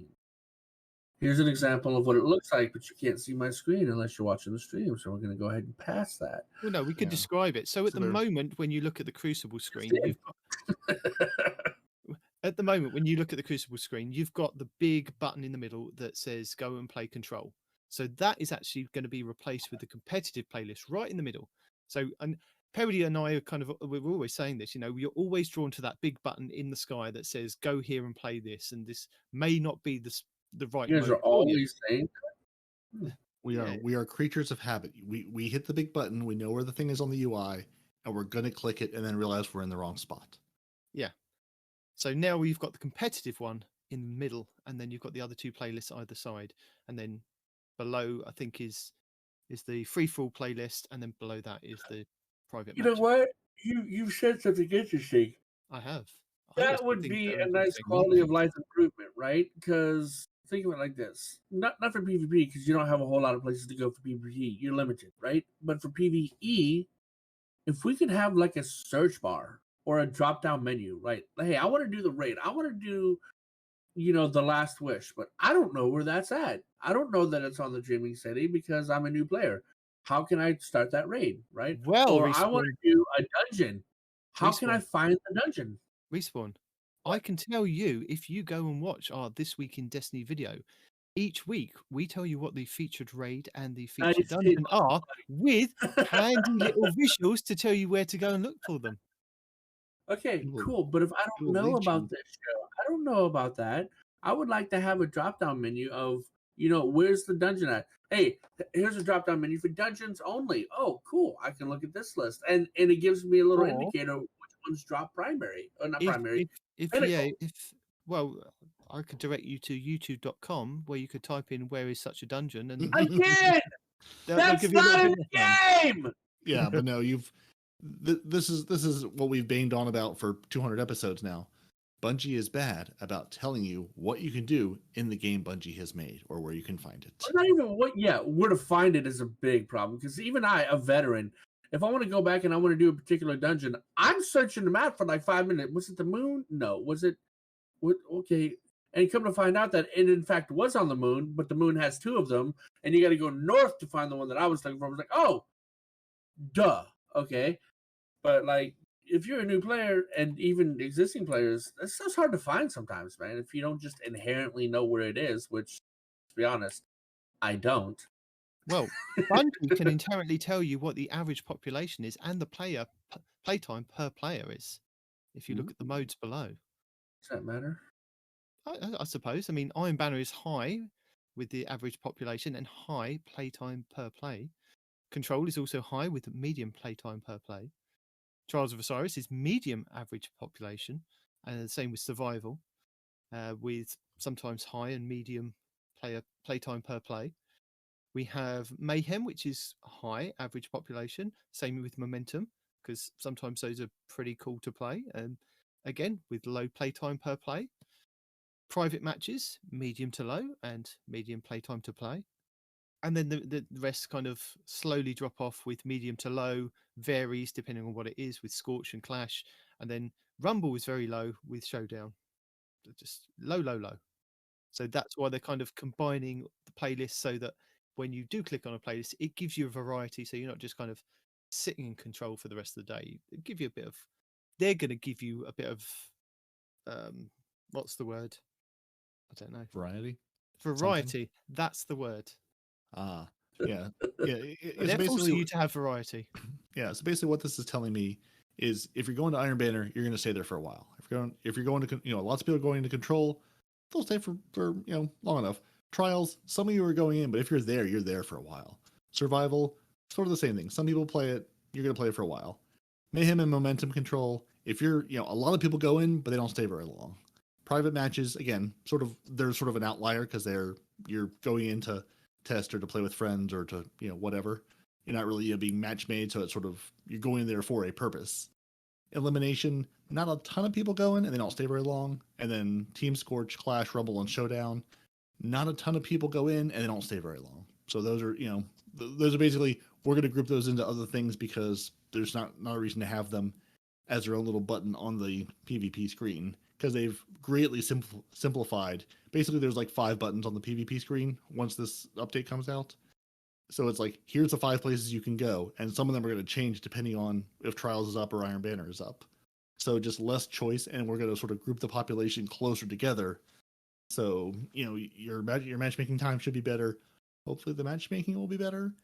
And Iron Banner next season is getting basically the same matchmaking, sort of that loose skill base that Control has right now.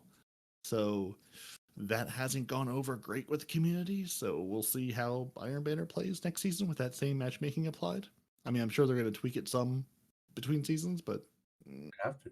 Yeah, we'll see. So what are our key takeaways from all this big chart that we just walked you through? Our key takeaways are talking about strategy and population now. To no surprise, the champions of both number of daily / weekly players and or play time per player, that's a lot of P's, are Iron Banner, Control, and Trials of Osiris. Glory / or quote or gosh damn Glory, which ah! is Glory, Okay. Survival. Is not It's survival. a decent population. Parentheses survival gets decent population and strong time per player. Rotators are kind of a mixed bag. Momentum Control and Mayhem get lots of players the weeks they're active, but don't come close to getting as much playtime as other offerings. Clash and Scorch do better or worse depending on the season and weekly offering. Finally, we get to the always-on options: Elimination, Rumble, and Private Match. You would think that since Private Match offers no intrinsic rewards, drops, bounties, etc., it would have the fewest players and the least playtime, but you would be wrong, very wrong. Obviously, because that's where people handle their 1v1s. Duh. And where all the people who are testing weapons go into test weapons. Yes, that is very useful. With the findings above, we've decided to move some modes around. We've heard from players that generally enjoy Clash and would love to see it more often, so we created the Quick Play playlist to feature both Control and Clash. Now, does that mean it's on a rotator, or does that mean they're both there at the same time? Like, I play a match of Control, the next match is going to be Clash, the next one's going to be Control. Hopefully that's what it's going to be. In theory, yes. I mean, yes, you press that button, you'll get either Control or Clash at random. Or both. Well, not both at the same time. Sure, why not? I mean, isn't that what Control is? Both at the same time? I mean, to be fair, you're going to play Control like you play Clash because nobody plays Control to Control, so you're not wrong. Exactly. To help focus player populations and invite more players to engage in the solo crucible combat of Rumble, I actually, believe it or not, I play Rumble more than I play the other modes. It's a little bit frightening. We'll be moving to this mode to our weekly rotator playlist a few times a season. Elimination will be unique to Trials of Osiris or private match if players would like to practice. And Showdown has been moved to the competitive division playlist to give some variety as players climb to new divisions. Have you guys played Rumble? Yeah. On occasion, yeah. Honestly, often, I but- think Rumble's easier than like the other game modes, right? Because Rumble is like it feeds the paranoia in me. Like literally, everyone is out to get you.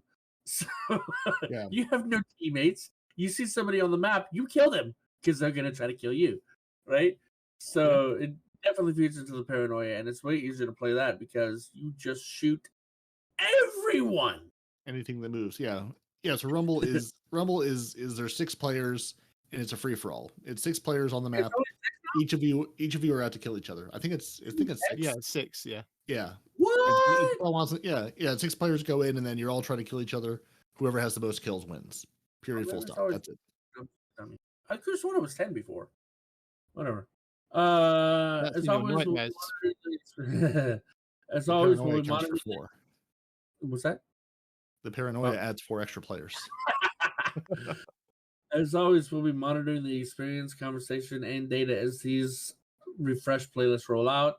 Nothing is set in stone, and we're excited to see how these evolve over time. Squirrel time! Squirrel! Because you brought it up. No. Yep. No. Nope. Yep. 20, Squirrel! 20, Squirrel! Squirrel! It'll be quick. It'll be 29 quick. minutes. Wait, 29 I promise minutes. you. Less than 2 minutes. No. Less than Go. 2 minutes. I promise.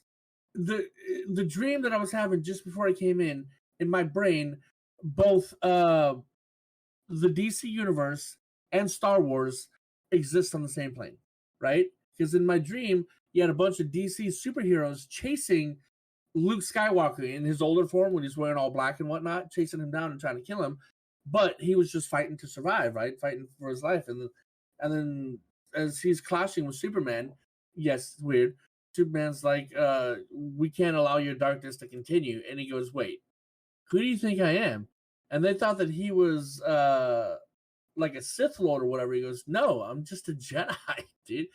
And then he goes, oh, well, you can't get upset at us for confusing because, and then in my dream, it did a pan from Luke's feet to his head. And yeah, he's wearing all black, right? He's got one mechanical arm. He's slinging magic, right? Or the Force, right? So yeah, in their mind, obviously, he's a bad guy. They're trying to chase him down. So yeah, squirrel moment over. Crucible rewards. Starting in season 19, players will have new triumphs and new titles to chase. When creating this new title, we had many goals centered around ways for players to express their Crucible prowess. Slaying enemies, capturing objectives. Capturing objectives, yes. And even climbing through some of the divisions of our new competitive division, which we will speak to in depth towards the end of our Crucible write-up. Say hello to Glorious! It will be glorious! When it comes to guilding, we've taken a pass on the requirements for Unbroken to relieve stress. Win streaks and reaching specific glory thresholds over multiple seasons are no longer required. Okay, cool. We'll be challenging you to win a number of matches during a given season and reach the Adept division. More on that below. For guilding. But all of this can be accomplished with a single season. If you see someone with a Gilded Glorious, you know they are the best of the best. Well, for right now, right? If you see somebody with Gilded Glorious right now, you know they got a giant wee-wee. You know what I mean?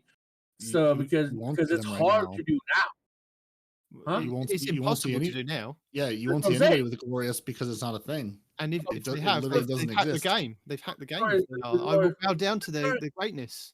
The current pee-pee pipe, you made it for once. If I see Unbroken or Flawless, that I worry. If I see you as Glorious, then you're running a hacked build of the game. Which one's the normal PvP one? Normal Unbroken. PvP. That's Unbroken. right? Yeah. So The if you one that see you somebody can't with do anymore. Unbroken, that one's hard. Yeah. Don't be The silly. worst You till they don't see remove the it. Unbroken. You see the red outline of the guy running away that says Unbroken. Correct. You mean after he's already killed you? You one and the whole sees- team. Yeah, no one sees the Unbroken characters. You just die to them over and over again. Yeah. You see their names in your kill feed, right? Lord Shaxx Engram focusing. Starting in Season 19, Lord Shaxx will offer the ability for players to... Oh, it gets better. Because not only can you focus engrams, you don't need an engram to focus. This is a beautiful Bungie. I love you. Thank you. Thank you for this quality of life update. As somebody who currently has 88 engrams sitting in their Lord Shaxx thing, I don't want police to focus them. I'm very happy about that. Doesn't help me now, but it'll help me next season. I hope they get rid of the whole engrams entirely and just let us do this for all the other vendors too. In my opinion, Shaxx is actually ahead of the curve, right? So, yeah, well, whatever. Keep going. Just faster, better.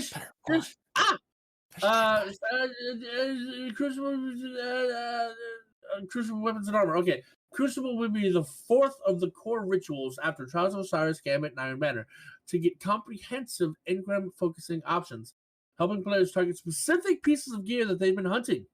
Crucible engrams will be a virtual currency and live exclusively on the rank progress bar of Lord Shaxx. Crucible engrams may be opened individually by players directly on Shaxx. Crucible gear focusing. You can focus the Crucible engram directly into either Crucible armor or Crucible weapons. Crucible gear focusing cost for Season 19. 1 Crucible engram, 10,000 glimmer, 50 legendary shards. Crucible engrams do not need to be claimed in order to be spent on focusing. See notes below. Again, Crucible engrams do not need to be claimed in order to be spent on focusing. That is amazing. Individual pieces of gear must have been acquired at least once prior to being available for focusing. Crucible armor available for focusing in Season 19 will be the Clutch X-Tall set. They say that like it's existed before. Let's see if it's true. It does exist. Okay. Mm-hmm. Has for many, many years now. Yeah, well, there you go. Wow, that is super familiar. And that's like, they're just going to give you more of the same. Cool, Bungie. Thanks for not being original. Yeah, but you can focus it. So you can go from a 55 stat to a 56 stat, or maybe back down to a 54 stat.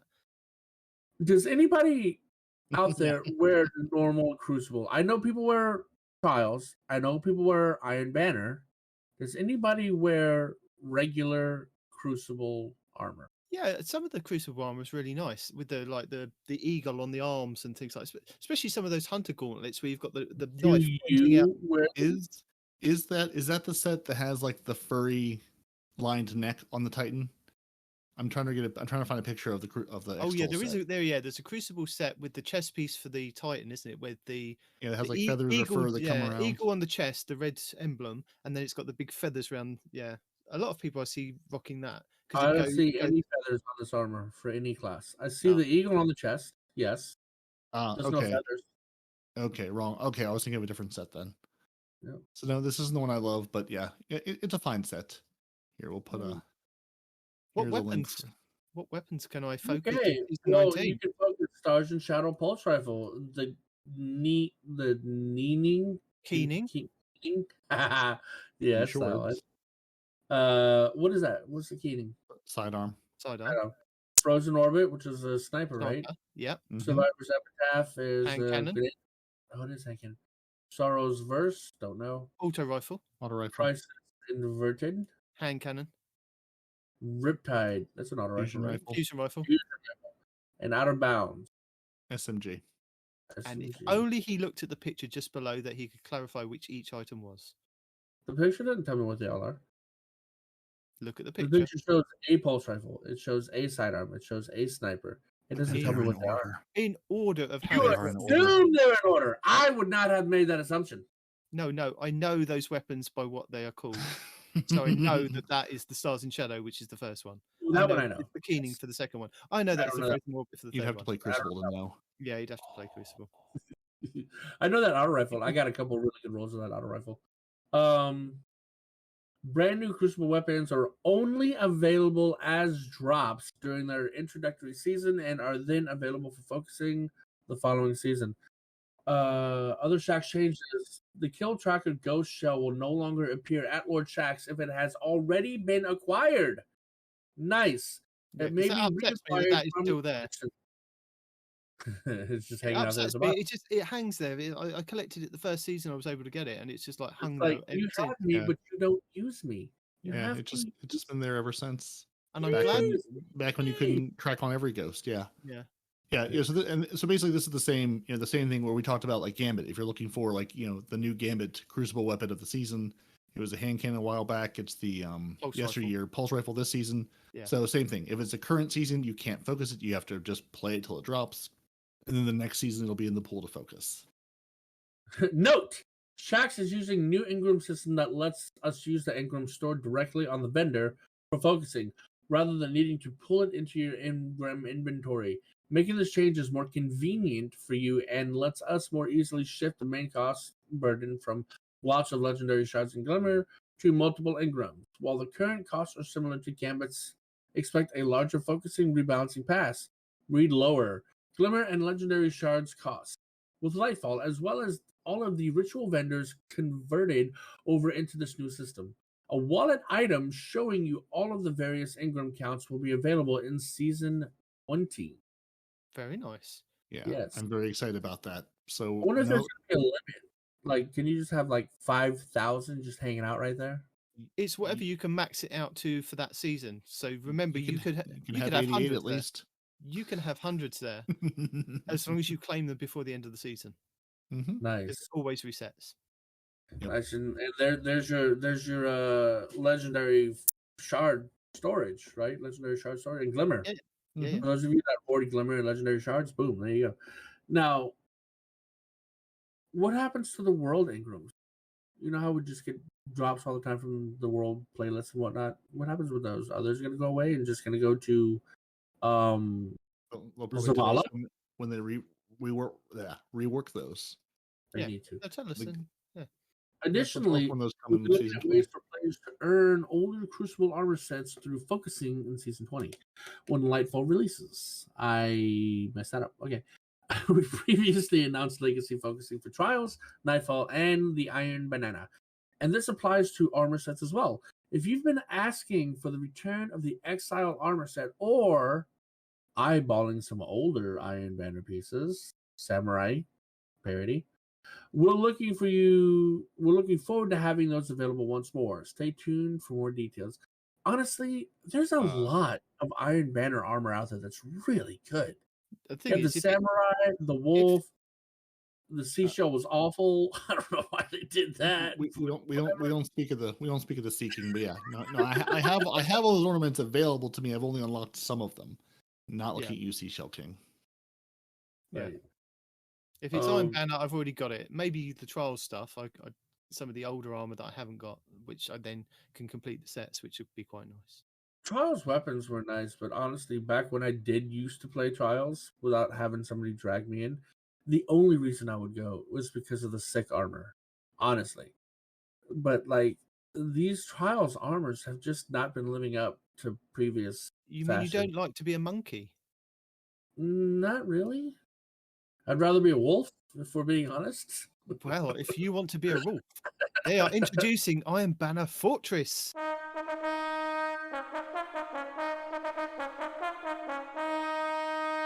What is that? New game mode for Iron Banner. So No back in maps, Season but of a the new game Haunted, mode. no.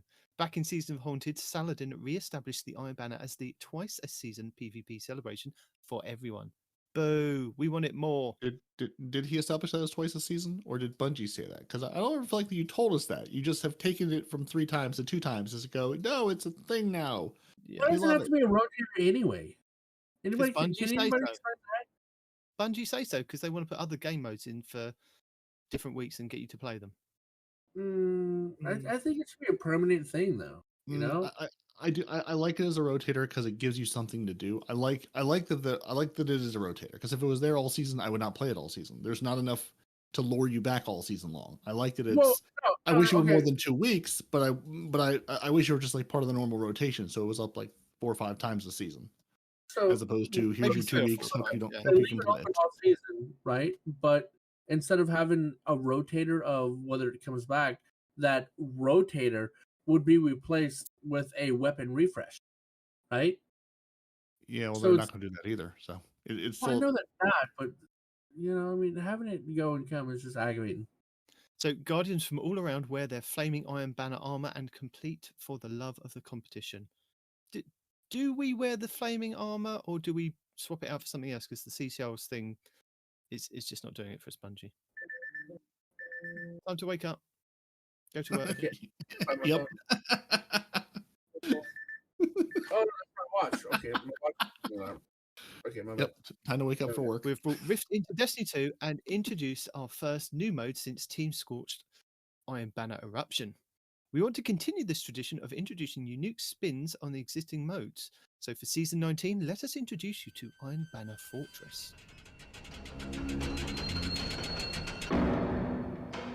In Iron Banner Fortress, the core gameplay is capture and hold zones. If that sounds like zone control to you, you'd be right. The real fun begins. The real fun begins when Keitel gets involved. And that's it. They're going to just leave you with a picture. Yeah. So they do have a picture of this, Cabal turret just laying waste into this Guardian. Actually, no, 2 Cabal turrets. So I'm really curious if this is going to be like a King of the Hill type, it's zone, it's control, but is it like, offense and defense? I'm trying to take your zone, you're trying to take my zone, or King of the Hill? I sit here and try to defend you. I would like a little bit more. And can I drop Cabal drop pods on people's heads? Is that a thing I can do? Because Bungie, that's all I've ever wanted. Give me the ability to drop pods on people. That's it. I'll be very happy. Yeah, I'm not sure how this is going to play out. If you capture a point, it drops a kind of turret, and then it defends that. You have to kill the turret, so you have to kill the turret before you can then capture the zone, and then you can put your own turret down. It's going to be interesting to see how many turrets you can place on your control point. So yeah, maybe it's just one. I can be a turret, so I'm not sure the lore of the turret is all that exciting because it doesn't usually work out very well in Iron Banner. But I guess we'll see. The thing is, if you get one of those turrets placed down and there's 2 warlocks, you can have the Child of the Old Gods, you can have the Arc buddies, you can have the No Time to Explain buddies, you can have all the buddies on one capture point with 2 warlocks. That's going to be interesting. I can imagine.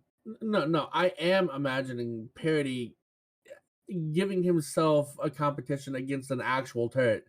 Like, oh yeah, you think you can kill more than me? Sweet business. Just fight with an inanimate object for who can get more kills, right?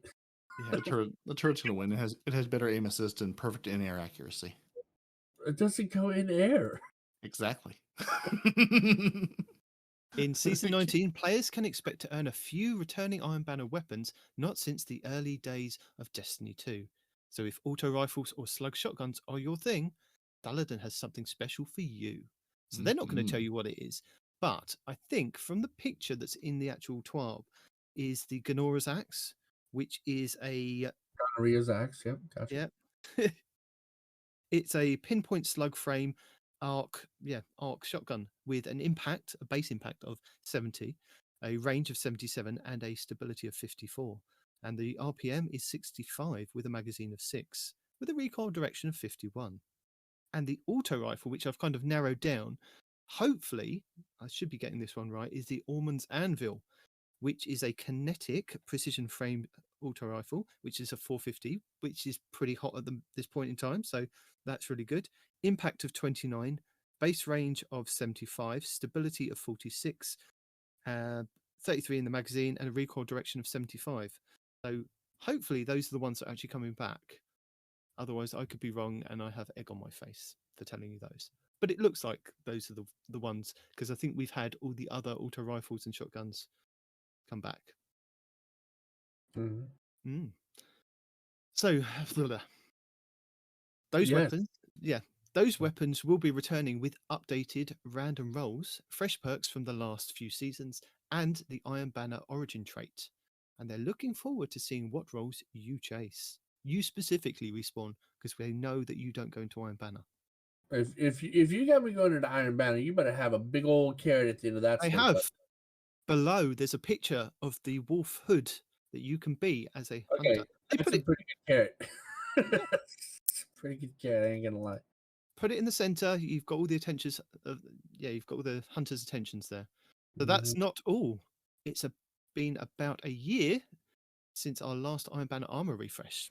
So there you go. You're going to get the Taken King era of Iron Banner. So Destiny 1 sets come back. They do look nice and refreshed. So I wonder how they're actually going to look. Detail wise, yeah, Implemented, I yeah. agree. They got some details going on that are pretty good. Yeah, Warlocks. I'm sorry, your helmet just looks like a Warlock helmet, but yeah, this is the Hunter Wolf hood and the Titan Mohawk, which, yes, please, I we mean, like them immediately. Yes. So that's the Iron Banner. That's all they're telling you. We told you a little bit extra because we did a bit of research. But Peroty is going to tell you about their new matchmaking techniques that they're going to implement and the fire team based matchmaking. So there will theoretically be some fire team based matchmaking. Ooh. Try that again. There'll be some fire team based matchmaking. So starting in season 19, they'll be testing a new quick play matchmaking parameter that should excite many of you. Fire team based matchmaking, FBMM. At a high concept, it basically means we're going to take your fire team's makeup to match your opponents. Because today it basically takes whoever the leader is and matches you, which is a terrible way to do it. So if you join a matchmaking queue as a full team of 6, you should generally match against another full team. Depending on how long you wait in matchmaking, it might start to, basically give you 5 against a solo, basically, loosen those parameters so you're not waiting forever if there's just not another team of 6 hanging around in your area. So if you wait longer, you might play against a fire team of, 4 plus a duo or 2 solos.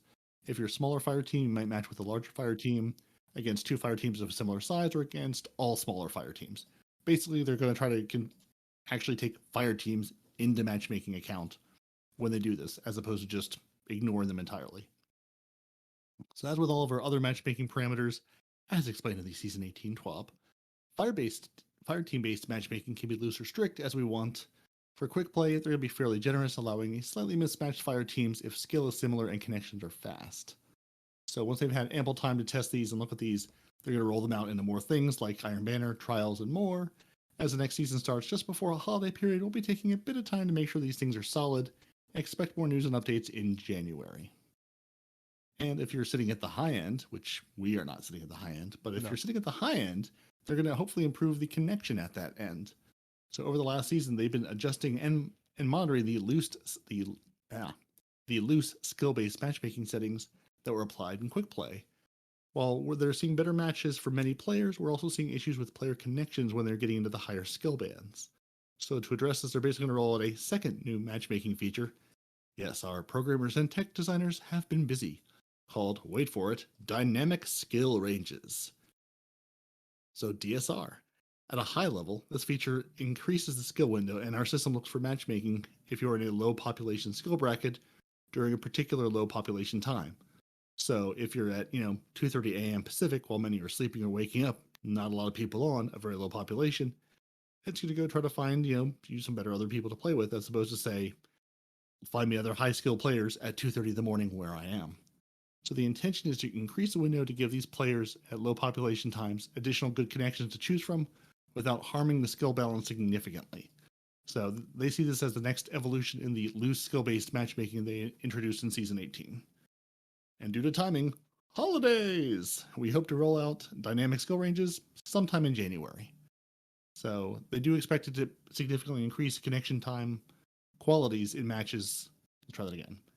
They're going to significantly increase the connection time qualities in matches for high skill players in Control. We don't want to set a firm date yet because holidays and they're still, tuning it and working on it. But when it gets closer to live, they'll tell us about it. And quitter suspensions, everyone's favorite thing. So during Season 18 and the rollout of skill-based matchmaking, we applied our competitive quitter penalty to quick play to help ensure skill brackets were getting fair and competitive matches. Though it was done as an emergency measure, they eventually made it so quick play had its own quitter tracking system and didn't share the one they used with competitive and trials. So as in Season 19, they're going to make some changes. Lowered the amount of suspension time handed out for serial quitting in the quick play playlist, because the stakes are just lower. Added the amount of time remaining to all suspension messages, and made the messages trigger when clicking on the node. If you want to know how much time you had left before you can play again, the information is now available, as opposed to just having to guess and remember what it said the first time. Yeah. And as we continue to roll out both the new, fire team based and the dynamic skill ranges, which may address players' feedback surrounding the SBMM and quick play. They'll be reevaluating all of these things and the need for a quitter penalty in quick play at all.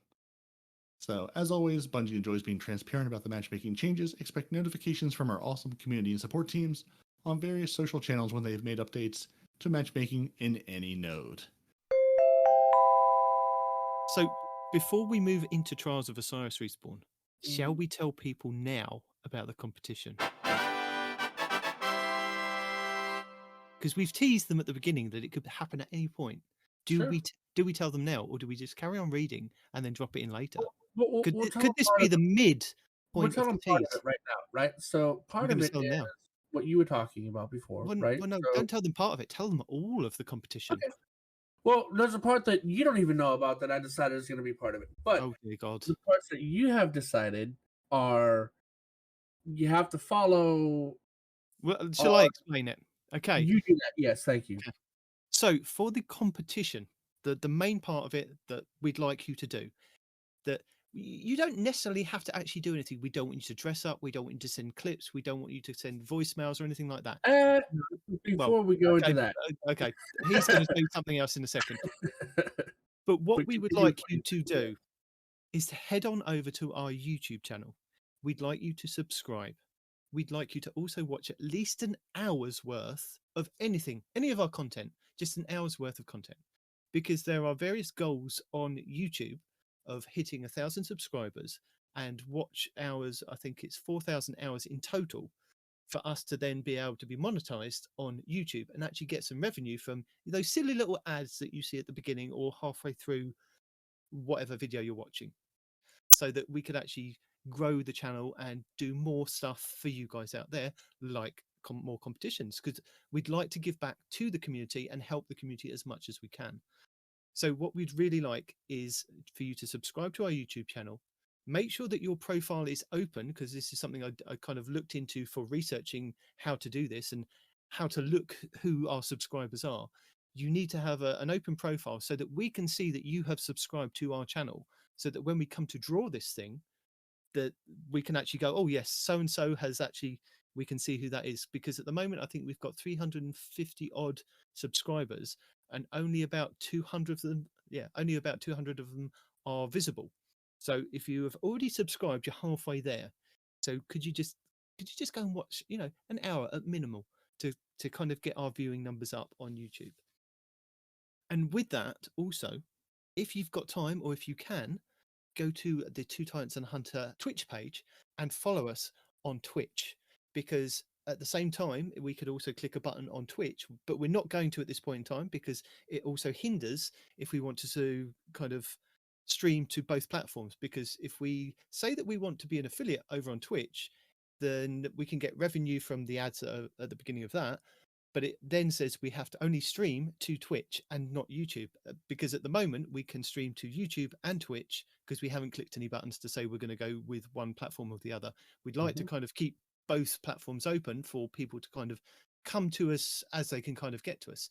So we'd like a follow over there, a subscribe over there, and some watch hours on YouTube. If that is possible, would like to stay that way. So, yeah. So all the things he just said. What are you adding to this, to the mix? So we have my opening for the Respawn channel, right? And we have the Two Titans opening, right? That you put on every video and that I use whenever I'm doing our show. You know what both of those lack that we've never brought up before is we don't have any lyrics to our opening and closing songs. So, for my part of the competition, what I want is I want to see you guys for, I don't know, what's an average opening? Like a minute 30, right?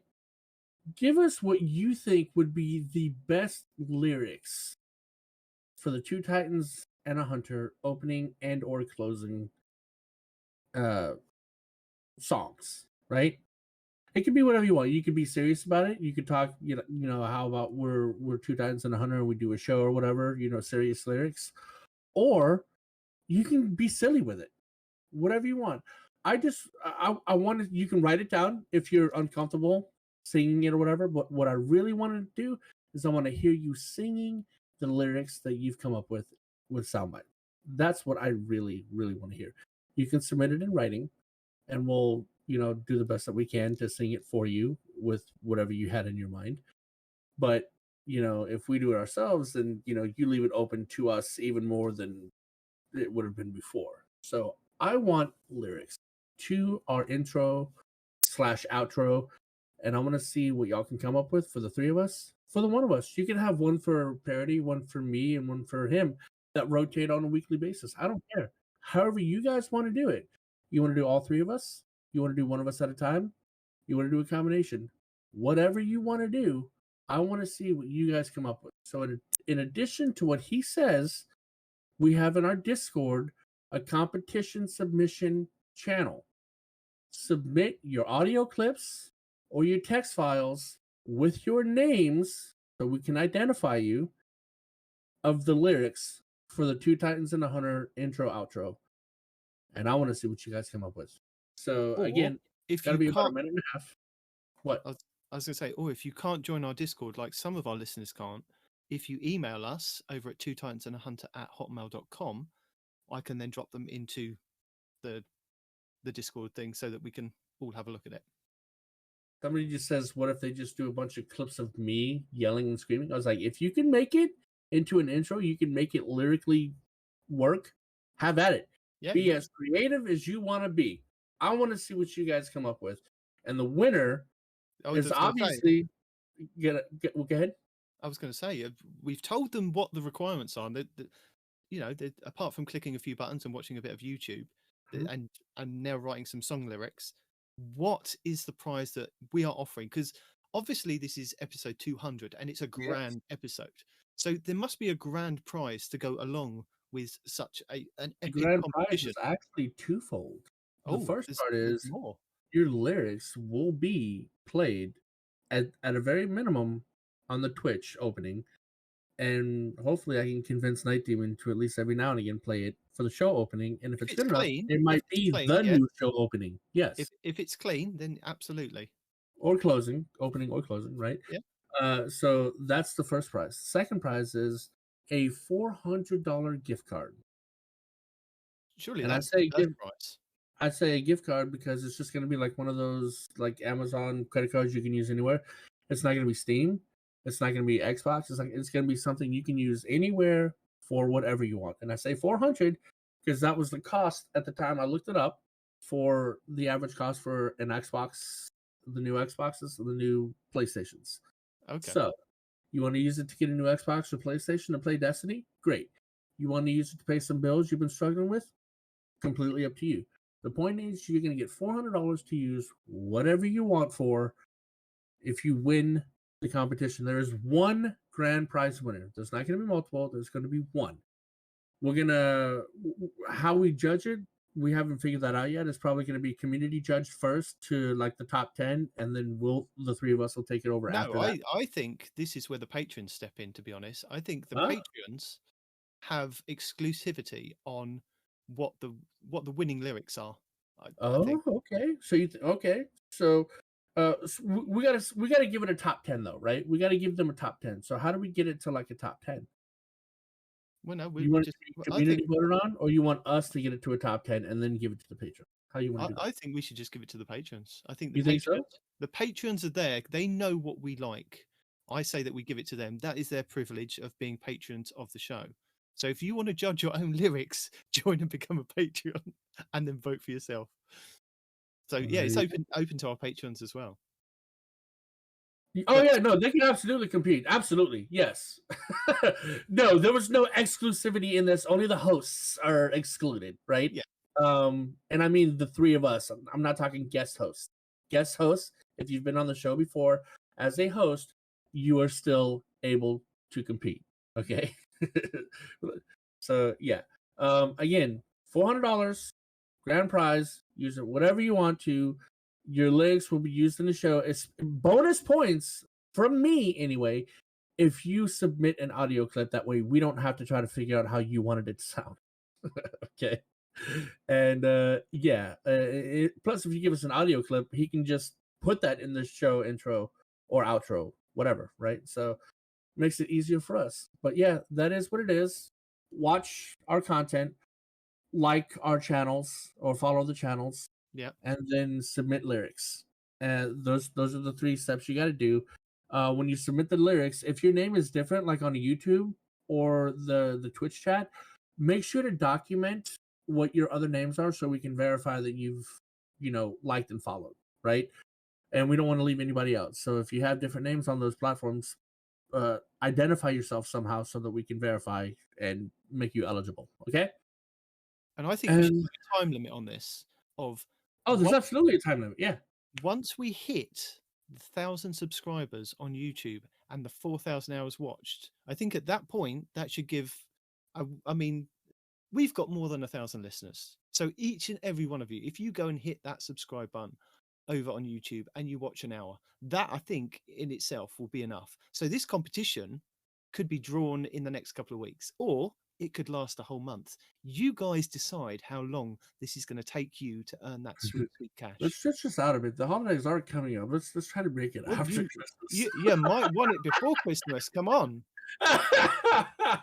So stay tuned to this show to find out if and when we are close to that goal, or if we've achieved that goal. Only you guys can make this happen for us. Mm-hmm. Yeah, in order for us to afford this $400 plus any other competitions we want to have, at some point we're going to have to be affiliated. We have a Patreon, which is great. We love you guys. Thanks so much for your contributions. But eventually we're going to have to start making more money. And the more money we make, the more competitions like this we're going to do.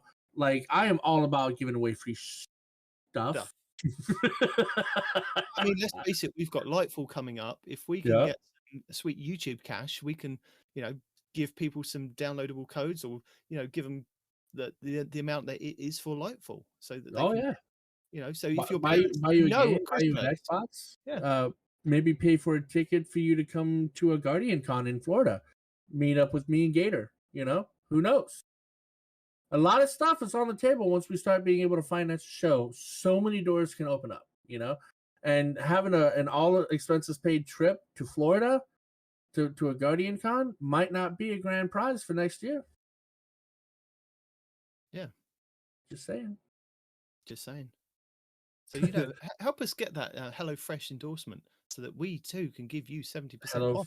HelloFresh or Manscaped or Raid Shadow Legends. Oh, yeah. Whatever. How cool would it be if Raid Shadow Legends literally gave you an Xbox or a PlayStation or Nightfall? Just anything to do with it. Or some silver.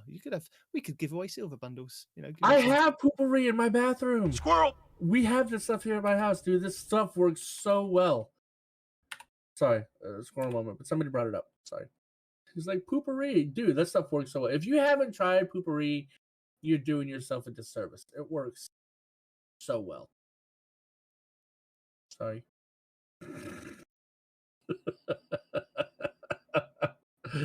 Bit of a tangent there, love. So, yeah, there you go. There's our competition. We will hopefully reiterate it again at some point next week. Or just replay this sound clip right here. No, again. This was a mess. This was a mess because you decided to add extra bits as we were doing a competition. Well, no, I wanted the lyrics. I know you want lyrics. I do. And I think this is a good opportunity for them to contribute. You know what I'm saying? Well, not to contribute. That's not the right word. For them to participate. For them to interact with us directly by giving us something we've never had. We've never had lyrics for the show, ever. We've only ever had sound. So I want to see what people think about us and what our lyrics would be if we had them.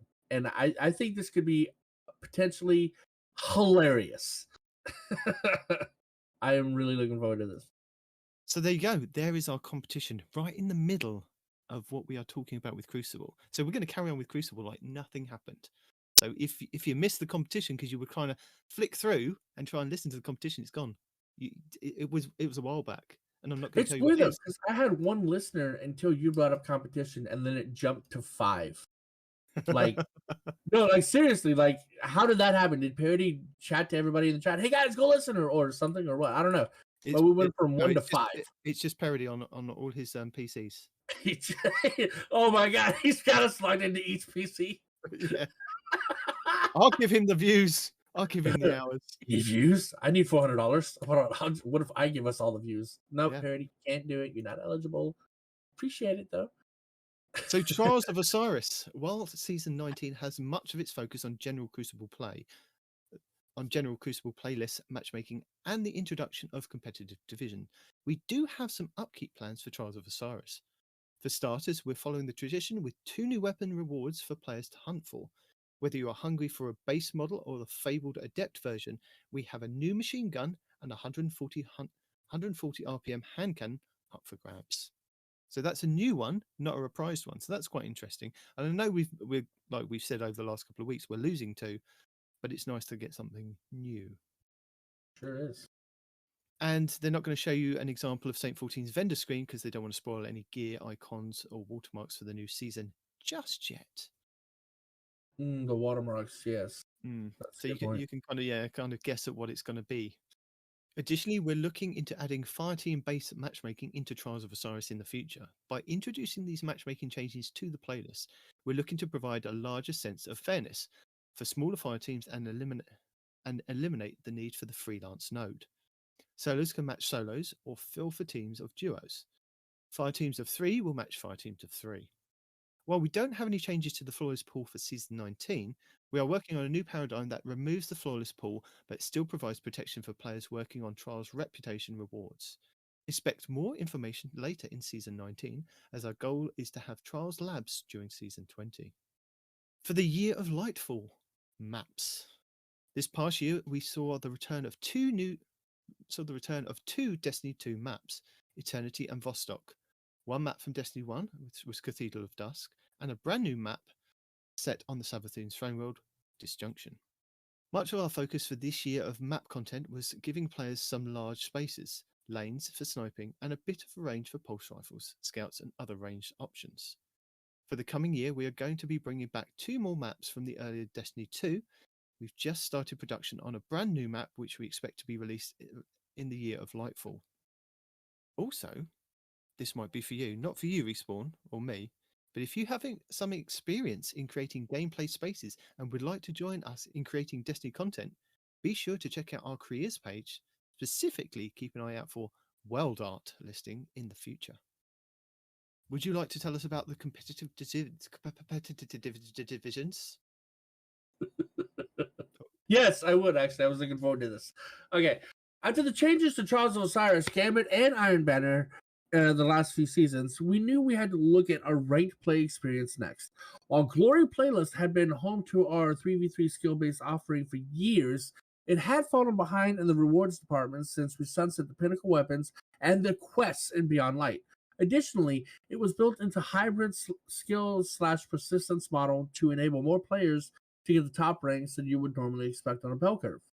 We knew we had to revisit the reward structure as well as fit the ranking system to more closely reflect player skill.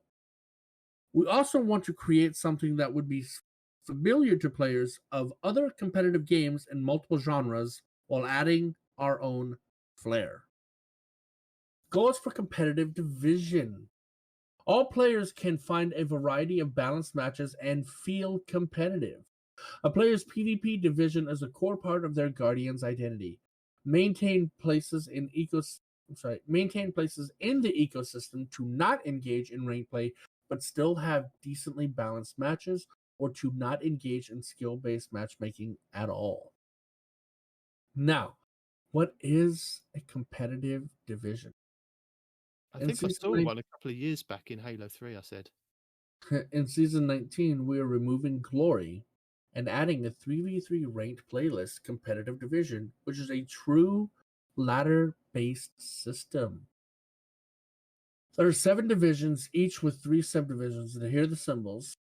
The beginning ones look familiar, like what we've already got, and then when you get towards the end, you have this real fancy, purpley, skeleton-y, raid-looking PvP emblem, which is kind of dope. There are 7 divisions, each with 3 subdivisions. Copper, Bronze, Silver, Gold, Platinum, Adept, and Ascendant. Our goal is to provide players with ladders to climb and divisions to achieve, giving a more accurate representation of skill than our current glory system. Players who surpass Gold and begin to chip away at Platinum, Adept, and Ascendant will represent some of the best Crucible players that our community has to offer. Let's talk a bit about how you climb the ladder, though. This is a higher level explanation of how things will work. We'll be releasing a help article closer to launch to go a bit further in depth. Okay? At the start of the season, you will begin a placement series, during which you will not gain any division ranking for the first 7 games. After the 7th game, you complete the placement series and are placed into a division based on skill. For the first season, the highest you can be placed in is Gold 3. In future seasons, you will be placed closer to your previous competitive division. As you continue to compete in the competitive division, your division ranking is adjusted based on 4 major factors. Pay attention. I am. Match outcome, whether you win or lose. Division inflation/deflation, how far above or below your division is compared to your skill. Match performance, how well you performed on a single match-to-match basis. And player-to-lobby skill data, how your skill compares to everyone else's in the match. That's player to lobby skill delta. Skill delta, sorry. As you earn and lose division rating, if you gain enough rating to move up between subdivisions, aka from Gold 2 to Gold 1, you automatically enter the next subdivision. Same goes for moving down subdivision. If you gain enough rating to move up a division, i.e. from Gold 1 to Platinum 3, you enter a promotion series where you must win 2 out of 3 games to be promoted to the next division. Ouch. You got to fight for it, baby. Yeah, and you know, team RNG's at play here unless you come in with your own team, right? So, oof. Anyway, okay, similarly, if you lose enough rating, excuse me, guys, if you lose enough rating to move down a division, so again, you can move down, guys. Once you hit a ranking, you don't just stay there. You can lose it. Oh yeah. So, once you lose enough rating to move down a division from like Gold 3 to Silver 1, you enter a relegation series where you must win 2 out of 3 games to remain in your current division. Upon reaching Gold or higher, your division rating is subject to decay on a weekly basis, i.e., you will lose division rating if you haven't played enough matches recently. That's gonna tie up the PvP players right there, man. You gotta jump on just to play your game so you don't, degrade. Well, I'm hoping that the PvP elites actually kind of swarm to this and actually enjoy it. And I know there's kind of no rewards tied to it. There's no kind of not forgotten. We don't know. There's no weapon rewards yet, but no, but there's no kind of things that way kind of entice people. But just the like getting those getting those emblems to basically say, I am ascendant in. And that's what I was thinking about, really, because whenever I heard this, I immediately went to Call of Duty, right? Yeah. So Call of Duty had a you know how we have banners in Destiny? Well, Call of Duty had kind of like a banner system too, right? But it wasn't just banners based on your rank. It was banners based on I remember one of my favorite ones is it had a pair of nunchucks that were made out of dynamite, right? And it's like you had to kill like 5,000 people with grenades or some insane number. And I had achieved it, and only 1 to 3% of players had it. So I rocked that thing like a badge of honor, right? Or something like that, right? So you have your ranking banner, which obviously tells everybody what rank you are. But if in addition to that, they had sub banners for what I just mentioned, how many people you've killed with a grenade, how many people you've killed from behind, right? Like a ninja emblem. How many people have you killed before they've seen you, kind of thing, right? So yeah, I believe that I think in Halo 3 they had something similar. They had the medals that you could earn for like if you killed somebody from behind, or if you blew somebody up, you'd get like loads of different medals pop along the screen, and you could then kind of. I'm not talking about medals. I'm talking about something tangible that you can put on your banner that everybody. Well, yeah, no, but that's what I'm saying. Like when you hop into a lobby, like now you can see like flawless players that have gone flawless. I want to see different emblems. Like there's a ninja emblem, there's a grenade emblem, there's a sparrow emblem. For whatever reason, you know what I'm saying? And it's got a kind of tally on it as well. So like we've got at the moment that we can kind of put those trackers on. Imagine if you had trackers on a specific emblem for, you being a ghost in the night and taking out a whole team and without them seeing you, kind of thing. That would be quite nice. I mean, that would encourage me to play PvP. It would, because I enjoy chasing things like that. That would be fun for me. I mean, I think Call of Duty, didn't they have like the gold weapons once you kind of ranked up and you were kind of just in that? They had the gold weapon. You had to reset.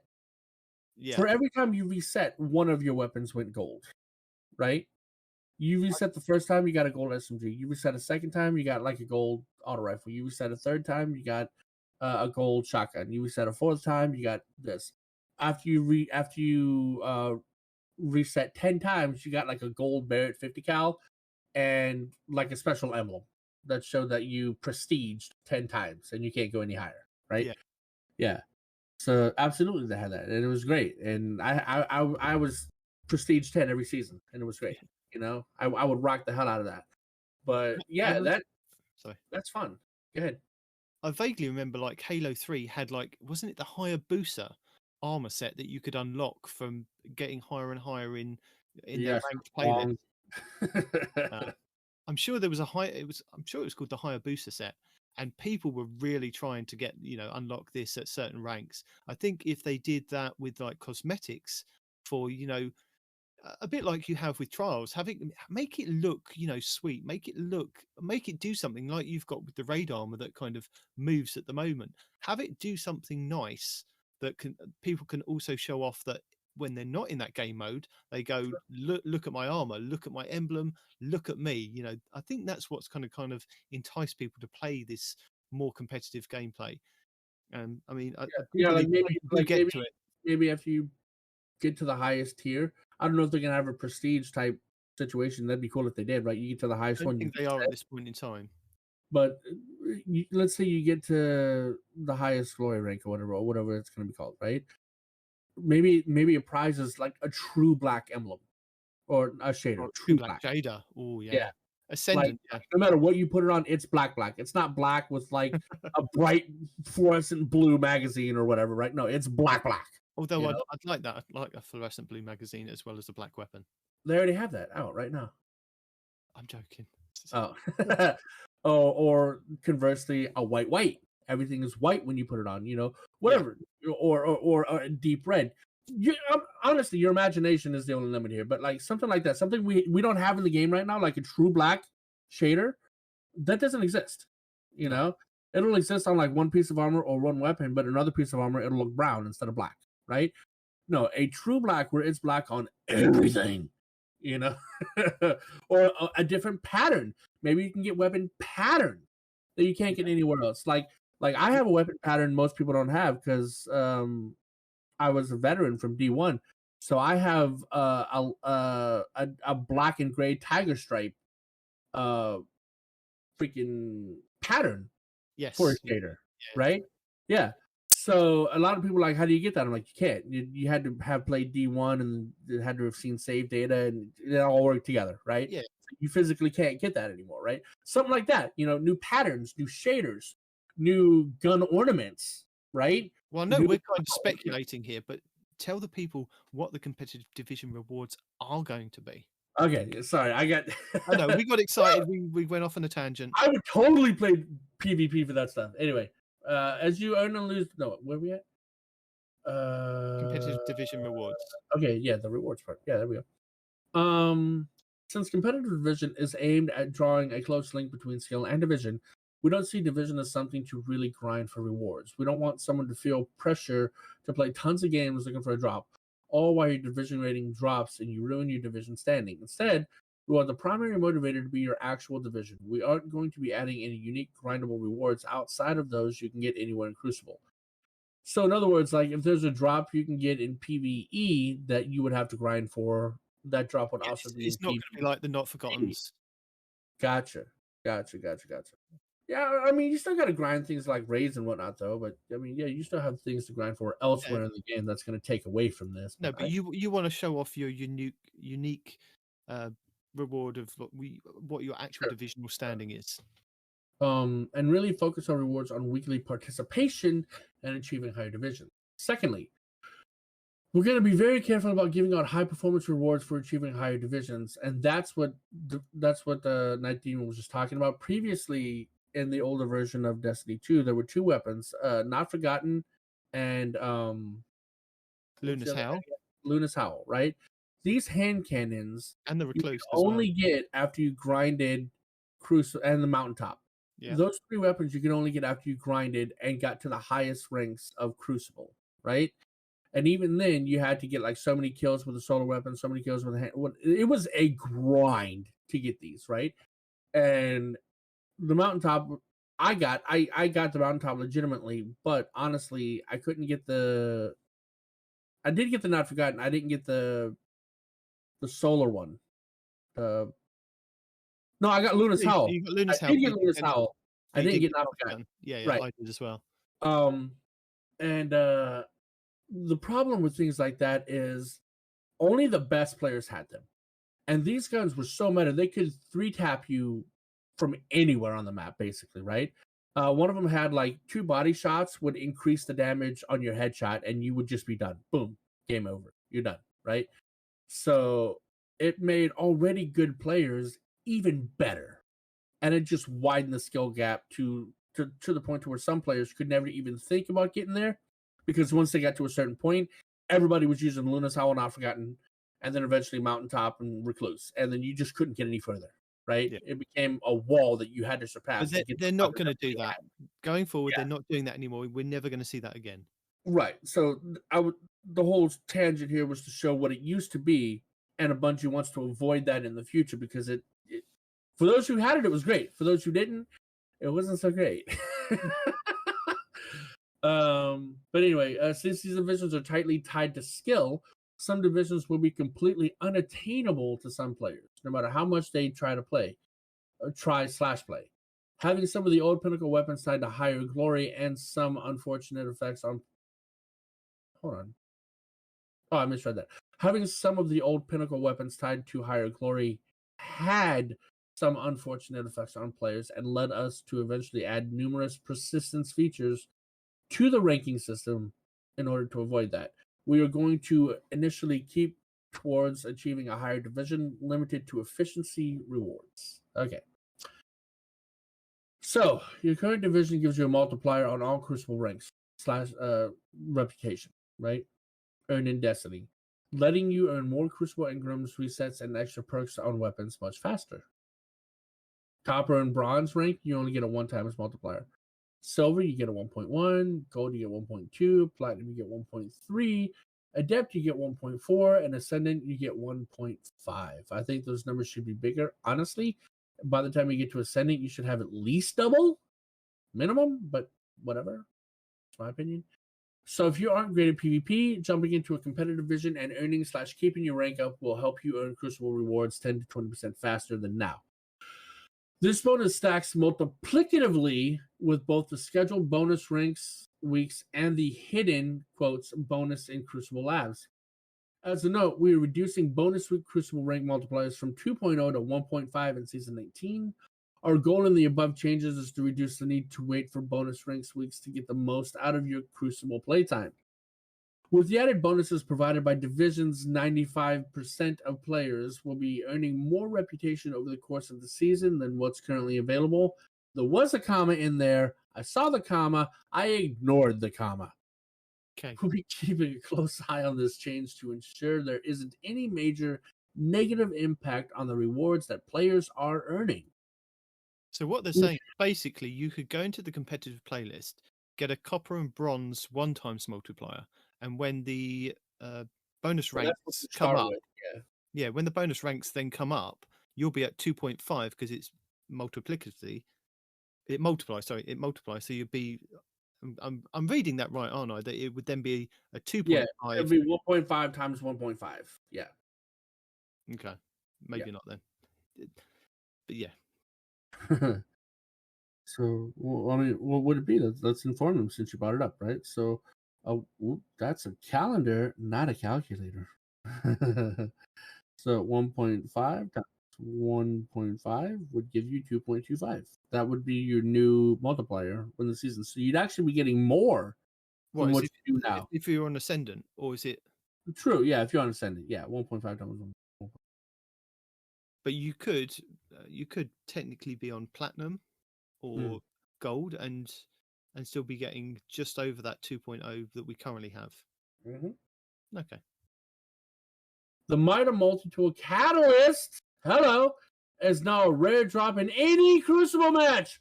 Let's go! I've been waiting for that Catalyst for a long time. I might already have it.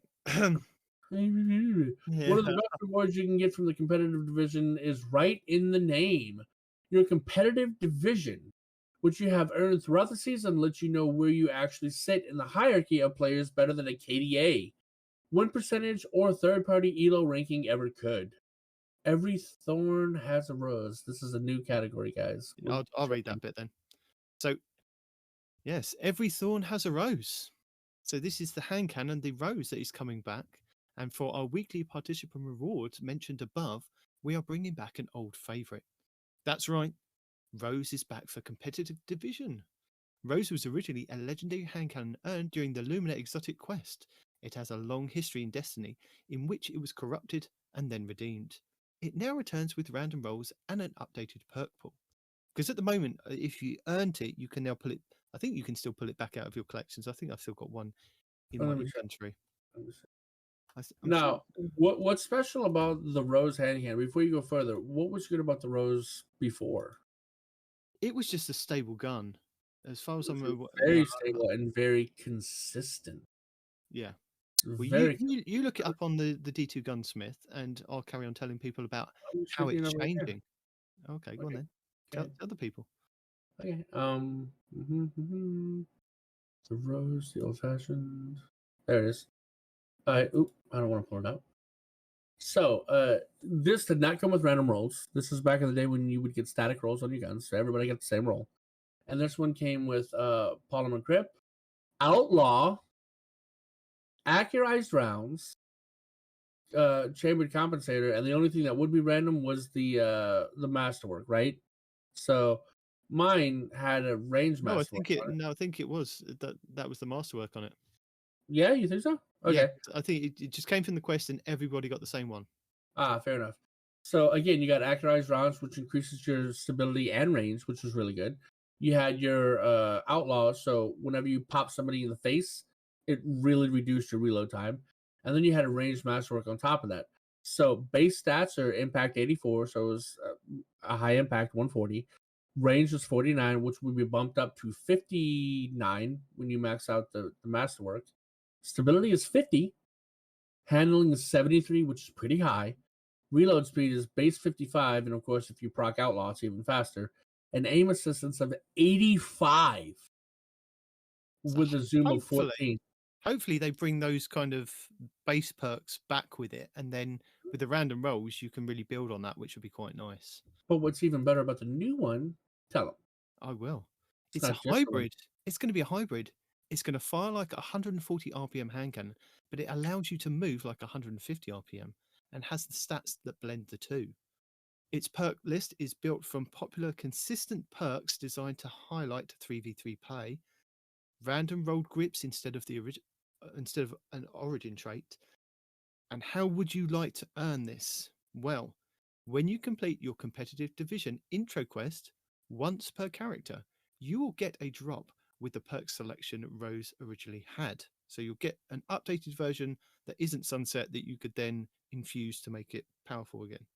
But, so all the perks that Respawn kind of just told you about, That's the role that you will kind of get. After that initial quest, you have a character-based weekly competitive division challenge to earn another role. And that's it. Play competitive division. I keep saying competitive. I noticed. Play the competitive division, earn 1 role a week per character. So that's 3 that you can earn each week Mhm. by playing on each character. The base roll is already really good, though. It is. It is a fantastic hand cannon. Or it was Yeah. a fantastic hand cannon. So if you get that as base, they gotta offer you some really good traits for you to even want to re-roll that bad boy. You know what I mean? There's going to be some good. There's going to be some good. Opening shot rangefinder in 2 different slots. What? So future reward updates. So they aren't done here. In seasons post Lightfall, they are expecting to get further cosmetic rewards for competitive division, and we are still working out the details of what you can earn and when you can start earning them and how you can earn them. Expect more discussion after Lightfall launches. There you go. That's it. We've come to the end of the Crucible update preview.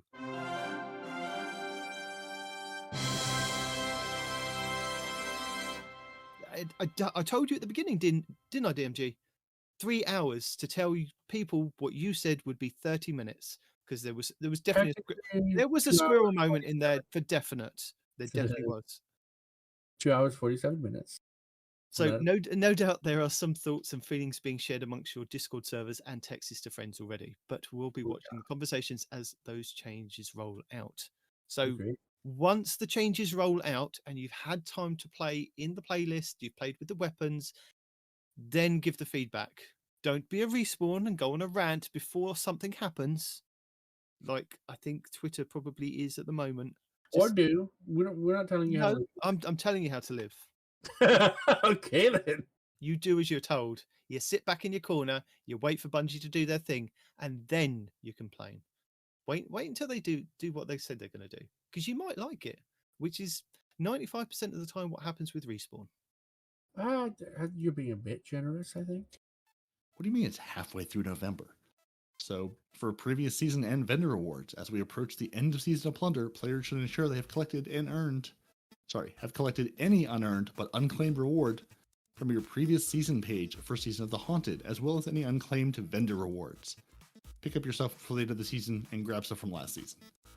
Your previous rewards can only be claimed up to 1 season back, so if you wait until the next season, which is the season of Redacted on December 6th, 2022, you're going to lose anything you've not picked up from Season of the Haunted. And there's the previous season pass page, which is linked to in the show notes and links to on the TWAB, that will tell you what you haven't picked up from all of your characters from those last seasons. And we'll remind you in the next couple of weeks as well. So we don't certainly worry. will. And if you've been to Bungie.net, really anytime, I think this week, Stadia players, enable cross-save before January, or your player disappears forever. There's now a bright red banner across the top of every Bungie.net page saying, Stadia players, activate cross-save by this date, and here's a link to learn more. We've told you about it the last couple of weeks. We're going to keep telling you about it, because we don't want you to come to us on January 18th, 19th, 20th and go, my player's gone. I had no idea. You should know. I think there's even a pop-up in-game. Yes. And finally, the longest issue that is still known. The one known issue that by this point everyone should know about. Players sometimes die when transporting to the Nightmare Realm in the Duality Dungeon. After they fixed that, yep. No, they tweaked it. They tweaked it, but sometimes you still die. Sometimes. So I think it's now time for a Respawn's Report Roundup.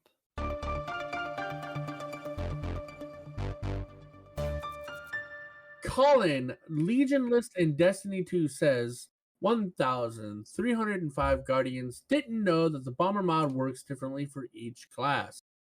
Warlock, 25% 1 mod equipped and 30% 2 mods equipped. Titan, 16% with 1 mod and 20% with 2 mods. And Hunter, 14 and 18%, because of course Hunters always get the lowest numbers.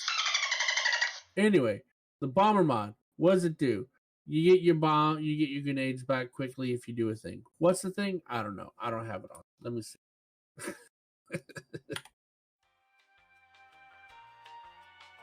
I know, it's still not Bomber.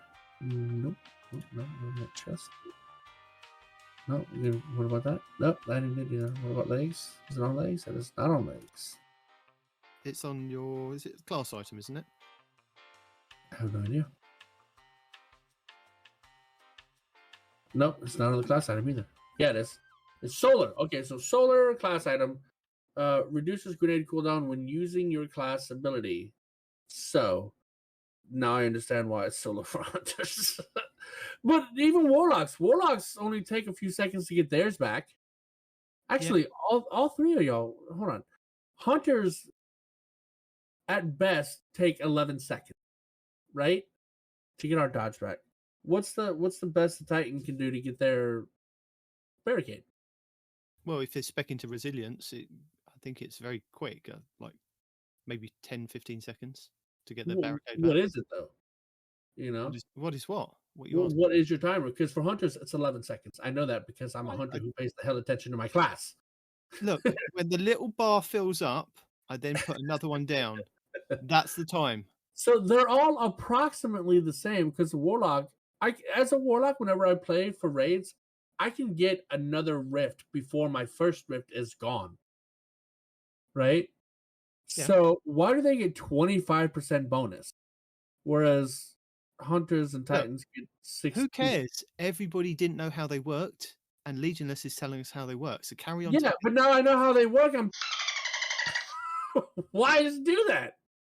Just tell us what's happening. Same thing with Outreach. Outreach gives you melee energy when you use your class ability, but each class gets a different amount. Warlock 20%, Titan 1612. Come on, Bungie. Siphon mods. This mod creates orbs of power from weapon multi-kills. One equipped mod makes a little orb stacking duplicate spawns more orbs. We knew that already. Okay. Some people didn't. Oh, really? Okay. Because it said that. It said it was stackable, so whatever. Kickstart mods. Grenade or melee kickstart refunds you 15% of that ability energy when you use it in PvE. A duplicate mod increases that to 25%. Times 1 grenade melee kickstart gives you 50% in PvE or 7.5% in PvP. And 2 stacks give you 25% in PvE or 12.5% in PvE. Same thing with damage resist mods. One mod reduces matching incoming damage by 25. A second does it to 40. Well, that's handy. So if you've got the one from the artifact from this season where it gives you, I think it's solar and arc. Yes, it is. Or void and arc resist. So if you put 2 of those on, that will give you a reduction of 40% for those 2 elements. That's why it's mandatory for Grandmaster Nightfall. You gotta have them both. Yeah. What do we have here? Hands on. This gives you super energy. Oh, that's a percentage. This gives you super energy percent depending on the number of enemies killed. Thralls give you 1 point. Thrall/dregs, aka low tiers, with one mod gives you 1.31% super, and the having a second one brings it to 1.71%. The Vandals give you 2.44 with 1 or 3.11 with 2. Knights and Captain tiers give you 4.65 or 5.85 with 2. And everything stronger gives you 8% with 1 or 10% with 2. So there you go. It doesn't work in PvP, apparently. It does not work in PvP. And then we have Ashes to Assets. This gives you super energy percentage for grenade kills. Again, PV. Oh, this one does work in PvP. Yeah. Okay, so what's the PvE ones first? Yeah.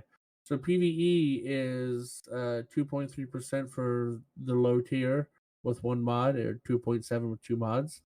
Vandal tier is 4% for 1 or 4.7 for 2. Knight or Captains is 7.7 for 1 or 8.85 for 2. And then everything stronger than the Captain is 13% for 1 mod or 15% for 2 mods. Good lord. How many of these did you put in here, dude? There are 11 mods. Good lord. Okay. That he goes over. All right, Dynamo. This gives super energy percentage when using class ability, and enemies are 15 meters away. So each class is different. Warlock says 5% of super energy with 1 or 8% with 2. Titan is 3% with 1 or 5% with 2. And Hunter is 2.5% with 1 or 4% with 2. Bungo, quit giving Hunters the low numbers. God dang it. Stupid Bungo with their favoritism BS nonsense. Momentum transfer. Causing damage with a grenade gives you melee energy. One mod is 20%, and 2 mods give you... Oh, I'm sorry. Stand by. One mod is 20% for PvE. 2 mods are 30% in PvE.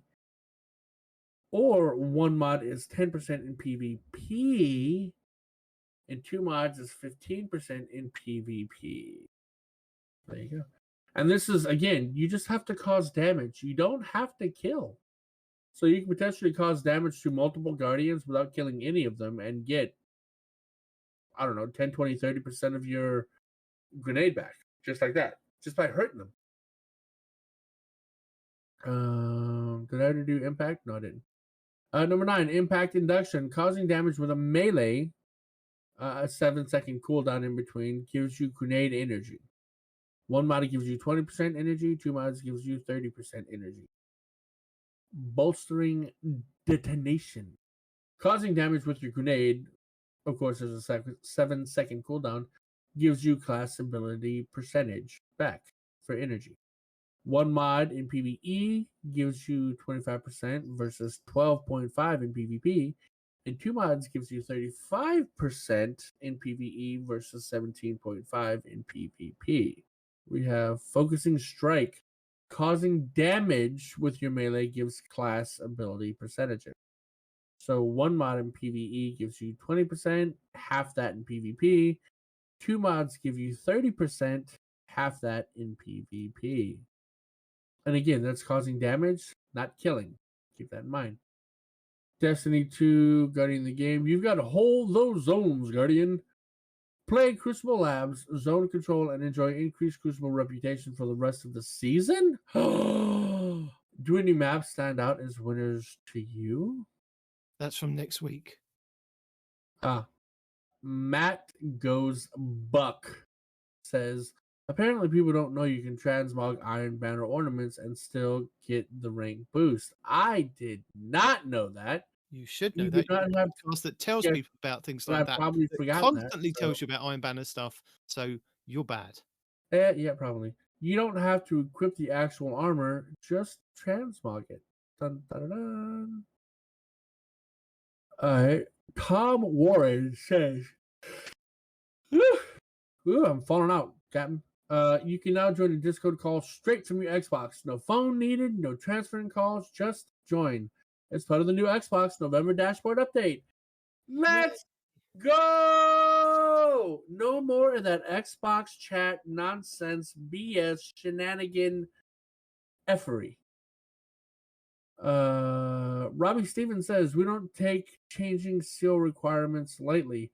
We consider player feedback, design intent, and data to make informed decisions, and as such, we're evaluating future seasonal needs to ensure they're hitting the right mix of completion, mastery, and gameplay. By the time 2024 rolls around, Destiny 2 will have had 2 new maps added to the game since 2019. Bruh. And this is from DFP, Destiny Fun Police, I think. Yep. And Bungie Help says, we have updated the requirements for the Season 18 Scallywag Seal. So for the Robber Baron, you only need 10 Ruffians. With full sales, purchase 14 Star Chart upgrades. And for Cruise Control, summon each crewmate assigned to you first mate at least once. And full completion is only 8 of 9 triumphs. You don't even have to get all 9. You just need 8 of 9. If you don't have the title, you have no excuse, and I have no way to protect myself because I don't have that title. Fair enough. So for tips, tricks, guides, and builds this week, I have a video from Destiny Fun Police on the Amet AR2, which is the craftable solar auto rifle that is available. And he gives you reasons why you possibly should and want to kind of craft it, and a god roll, in his opinion, of what to craft. Time Sausage Gaming has the Osteostrager buffed.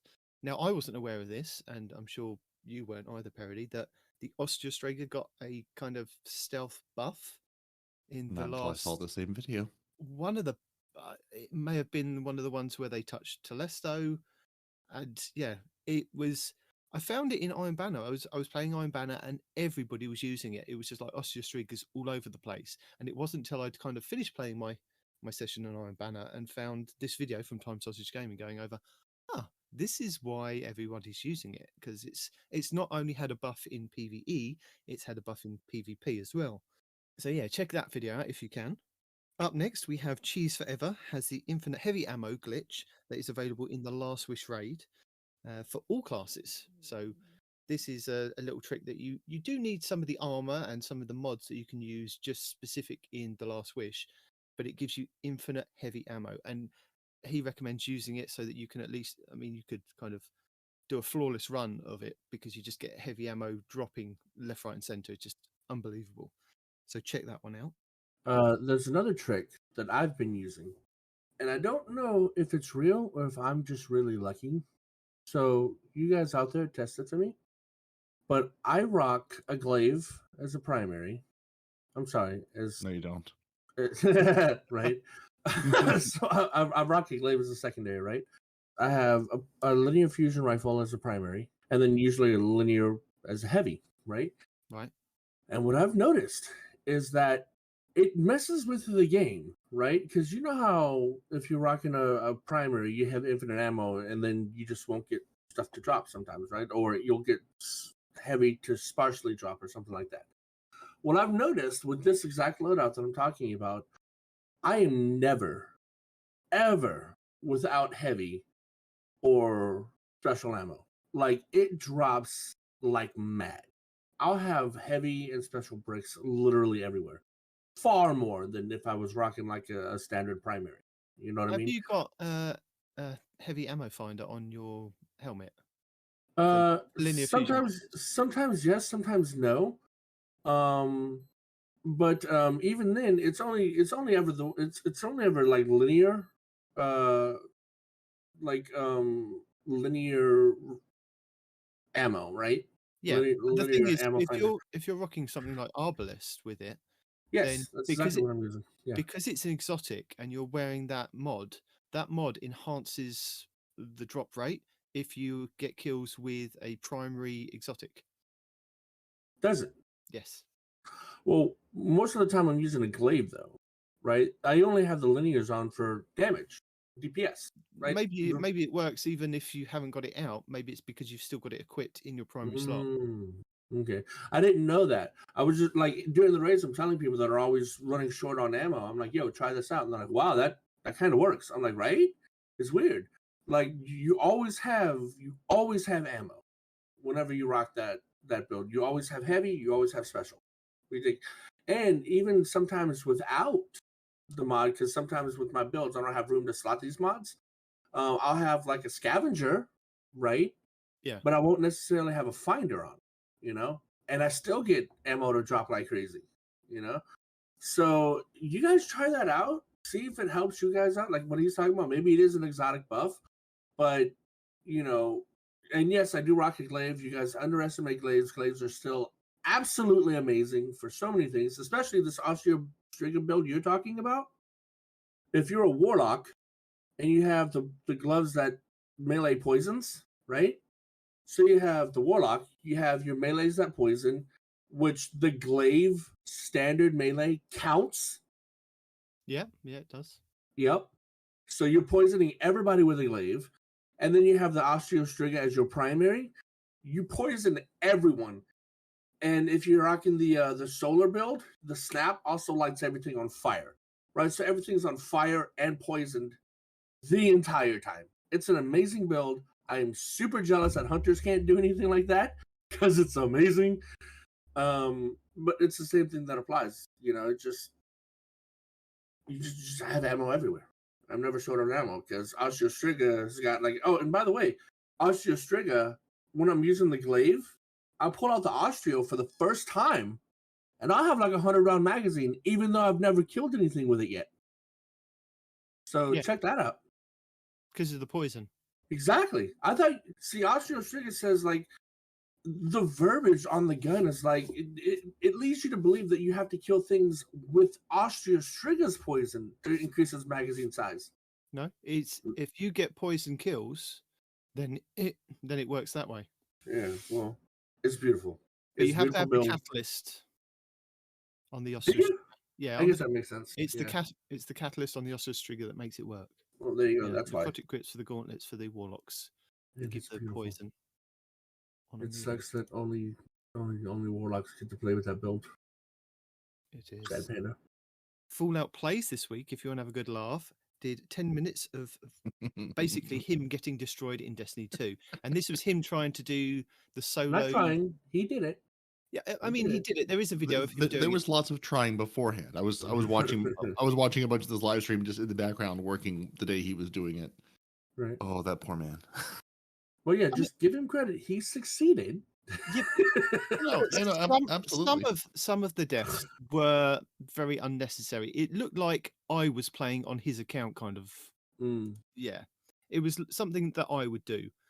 So this is Fallout Plays 10 minutes of like all the kind of bloopers of him trying to solo flawless the Lightblade Grandmaster.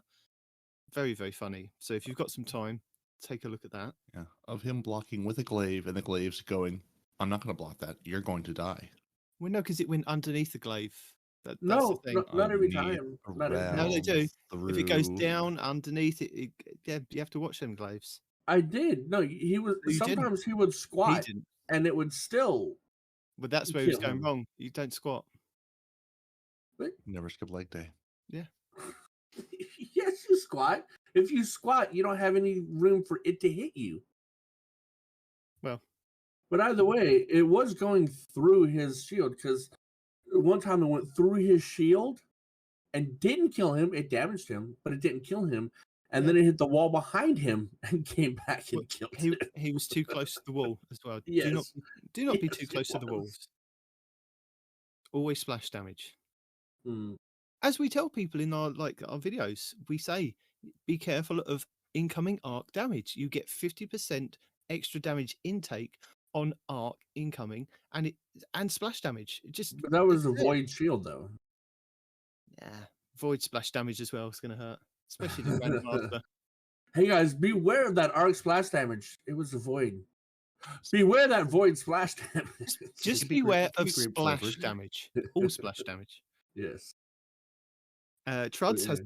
this week has an insane stasis shotgun warlock PvE build that you need to check out with the craftable No Reprieve, which is the shotgun from this season. So check that one out. That one's pretty cool. Headshotting, getting people freezing, and just, well, I say people, the enemies getting frozen, and just constantly going on a tear of freezing everything. That one's a really cool one. So if you're a warlock, another good build for you out there. So is that like Headstone? Headstone's freezing people? Yeah. Freeze Now, now. does that shotgun roll with It's what's the craftable. mod?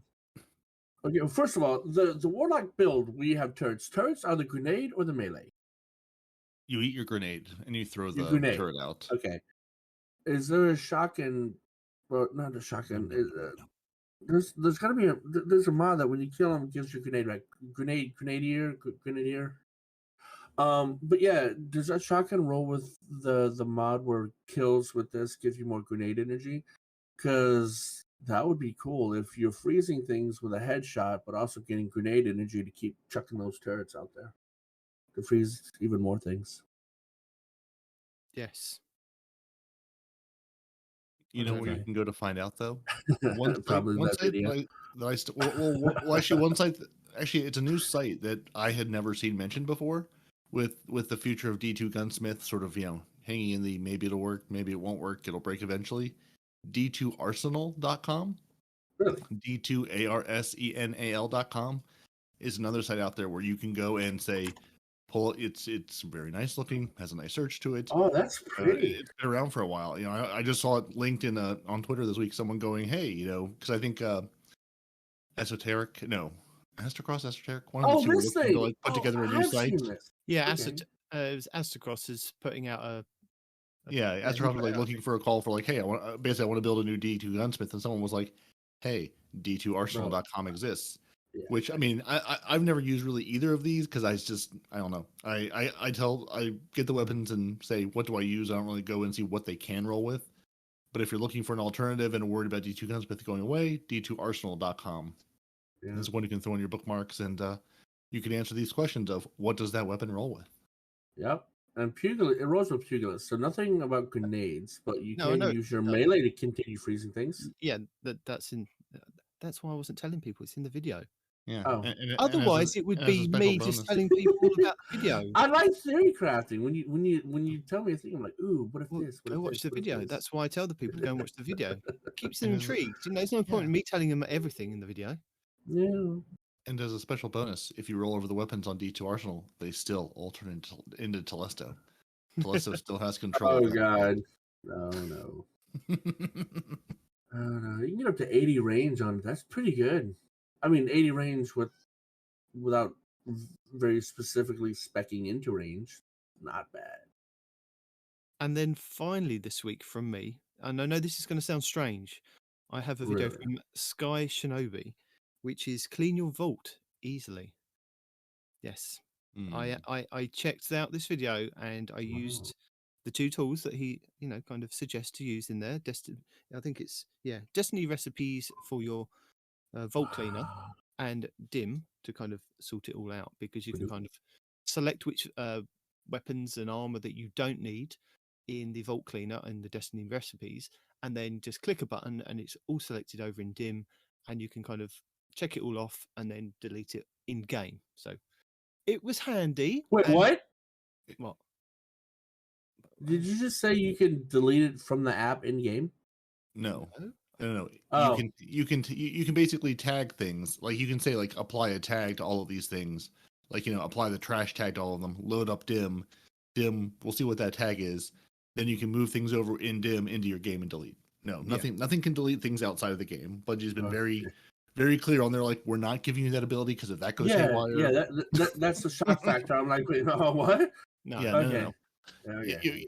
So Nitedemon, do you have vault space now as we approach the beginning of our new season? Nope. I had 30 spaces as of Ooh. the start of Iron Banner this week, because I got to the point where I only had like 2 spaces across all characters. There was no room on Yeah, my you vault. couldn't even There move was things. I couldn't move anything. My postmasters were getting chocker. I think at one point where my postmaster got so chocked last week, I lost 25 enhancement prisms. Ooh, Oh. those are useful. Yeah. Yeah, So I that's thought no good. I need to do a bit of house cleaning. I'll check out this video because, I just, not that I needed a refresher, but I thought it might be handy to kind of check out and tell people about that. PP Pipes, who was asking about what she can do in the game. This is one of those things that, I watch time and time again just to refresh myself. So the Destiny recipes part of the Vault Cleaner will go through and it will tell you whether I think it's the community say whether it's a good PvE or PvP weapon, and it will tell you the perks on each weapon in your vault. You have to kind of link your account, and it will go down. There's a green side, there's a red side. You click to say which side you want it on, and at the end of it, it'll That's give you Destiny the full recipes? Yes. Mhm. I kept going to the freaking other one, man. The D2 checklist, and I couldn't find it. I was like, Yeah, nope. DestinyRecipes.com/loot. that's why. Gosh, Yeah, darn yeah. it. Okay. But I found it really handy. I mean, a lot of the weapons where they said that they automatically put them in the red, I was like, no. I am going to keep that one. No, just ignore that one. Put that back in the green. We'll have that one back. Of course you did. Yeah. Yeah, it was /vault, not /loot. The loot companion, though, you can, if you are getting close to your limit, you can go to that same site. They have a loot companion as well that'll sort of look as you're going and tell you as things come in, and it will like auto lock the best power thing that comes in, or it'll just show you your latest weapons and armor, so you can sort of look at them, and it'll have basically like this a percentage of like PvE and PvP on each weapon that comes in, or And if armor. like or if the armor comes in, it'll say like this is the best power, or this has a good combination, or this has like 2 numbers above 20. So if you're just looking for a quick way just like to sort out what's coming in as I'm playing Iron Banner, or as I'm grinding through Nightfalls, or whatever it happens to be, But yeah, but the vault cleaner tool is awesome. I used it a couple weeks back because you can also set it up a whole bunch of ways to say like keep anything locked that I have locked, keep everything of its masterwork. Like you can sort through and sort of give it some things. You're not looking at like all 600 things in your vault. I'm sitting at 566 of 600 at this point, and I need to do a Braytech werewolf and I have a other clear problem, out. guys. What if you use Destiny recipes and, for example, you say, "Hey, check out my vault," and the first thing to do is show you all of your auto rifles, and all of your auto rifles are green. Problems, He's in the red. problems I had. Need to see. Well, you need to see what it's sorting by. Well, Why I don't why have are it they all green? locked. I don't have it locked. I have it by Destiny percentages and ratings. Chroma Rush 100% PvP, 100% PvE. Sweet Sorrow 100% PvE. Got to keep them then. Just keep them. Right? Plus, let's face it, you have loads of spaces on your other two characters. No, I don't. They're all full, dude. They're all full. The Chrysler Mellow 100% PvE, 100% PvP. Freaking, they're all 100%. I know.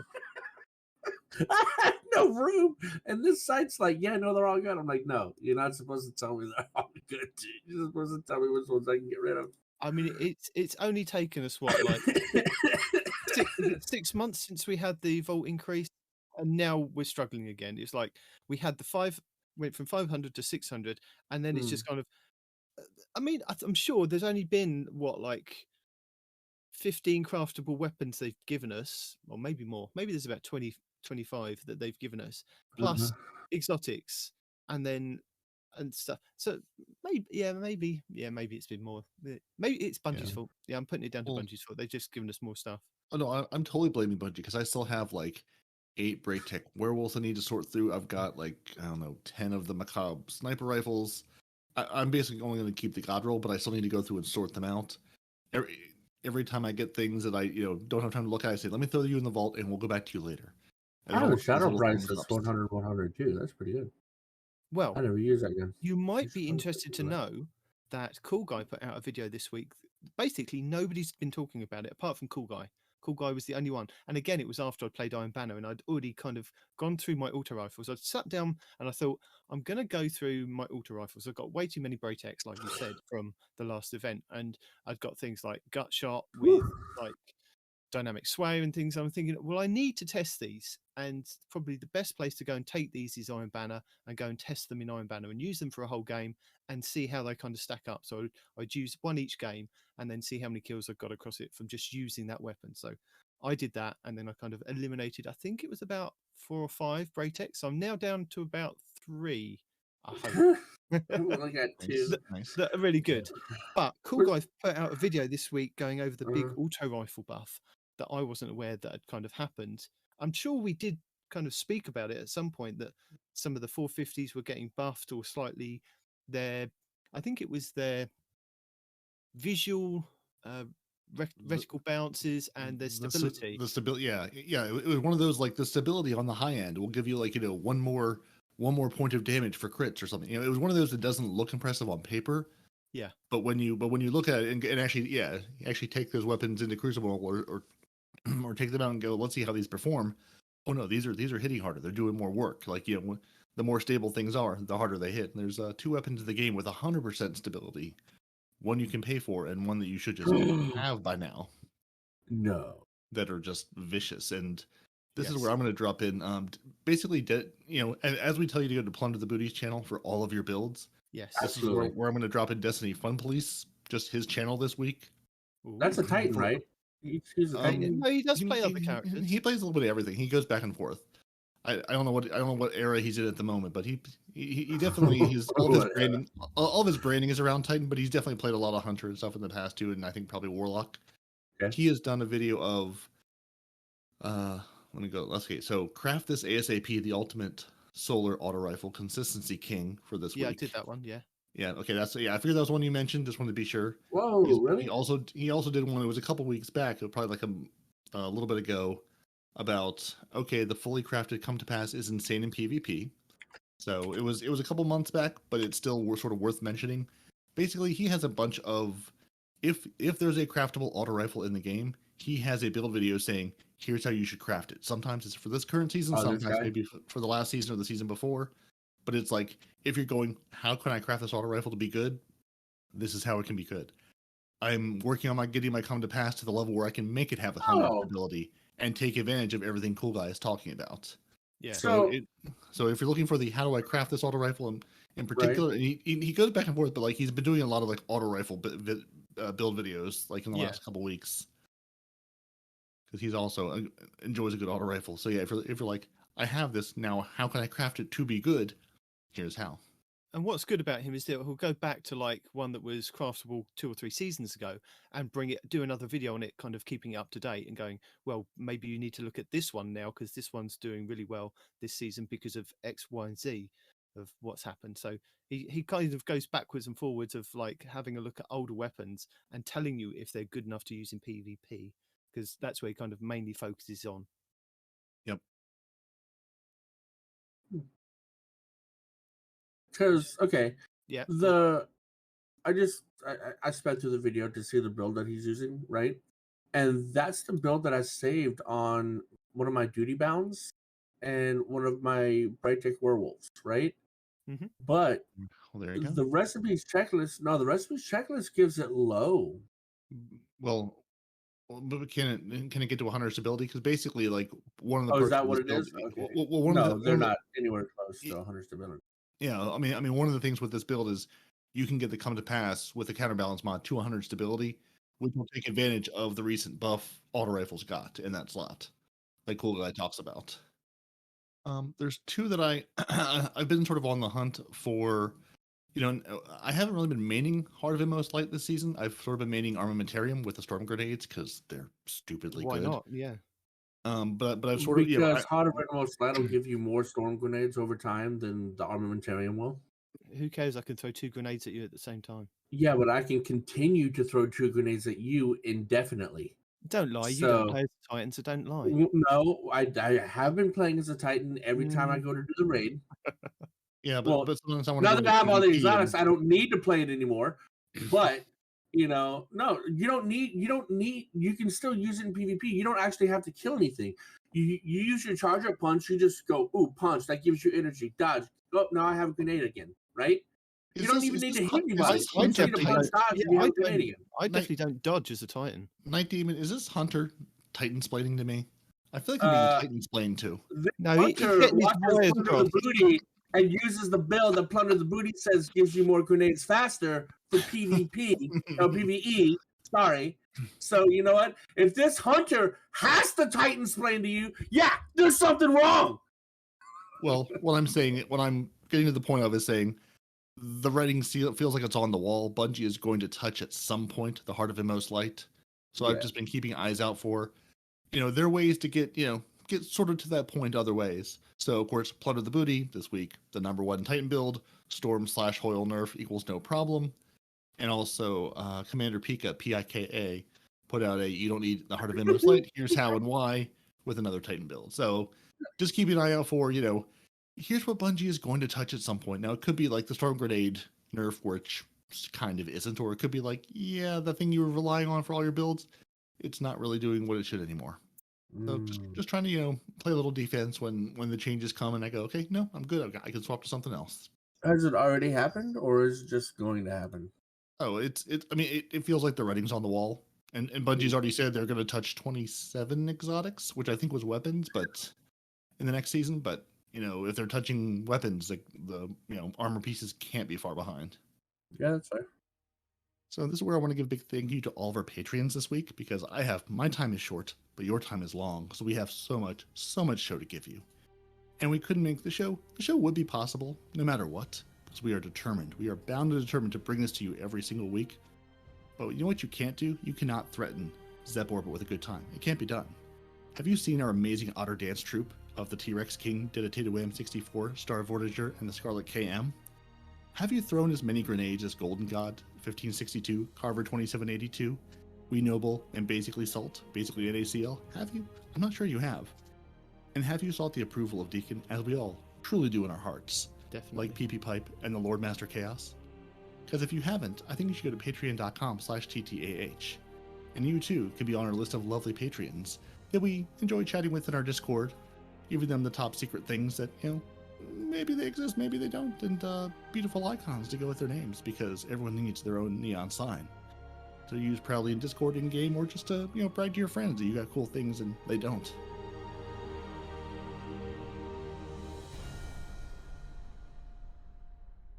And as always, Guardians, thank you for joining us. Your Titans are Peroty and Nitedemon. Your Hunter is no one responds in real life. Your Lore Scribe, I saw him this week. I rest him in game. He's out there somewhere. It's not Arf. Maybe. Arf, come back to us. You should email the show at twotitansandahunter@hotmail.com. We're on Twitter, as long as Twitter exists, at twotitans_hunter. That's the number 2. We're also on Instagram, Facebook, YouTube, and everywhere else in the entire world as Two Titans and a Hunter, and that's the number 2, all spelled out, TWO. No numbers, Two Titans and a Hunter. You know how the search bar works. We believe in you. You can find us. You found us here, you can find us there. You should find all your favorite Guardians dancing in the tower and trying their best pirate voices and being told, no, stop that. Stop talking like a pirate. Quit it. You should listen to the show on Apple Podcasts, Google Play, Spotify, and everywhere fine podcasts are sold. Watch the show on YouTube, and really just go to Two Titans and a Hunter, and it will tell you about all the places you can find us. And again, if you want to join the Otter Dance Troupe, thread us with a good time, or you're seeking the approval of the Almighty Deacon, you should join our Patreon at patreon.com/TTAH. If you want to watch this show live, which happens, it happens when it happens. Twitch.tv/no1response in real life. Also, there's a certain British gentleman who streams mostly every Wednesday at twitch.tv/twotitansandahunter. Really, this is where I should tell you, you should go there. To both of those Twitch links, hit the button, hit the notification. There's another reason you should be doing this. You should hit those things so you can be notified when the streams happen, when the show happens, and you can listen live to hear all of the uncut stuttering and sputtering over all the words we're trying to say. And friends, Reading's hard, man. Reading is hard, but it is also fundamental. And with friends, I leave you with any closing thoughts from my lovely co-hosts, but until next week, we'll see you later. Deuces! Don't forget to like, comment, and subscribe. That's right.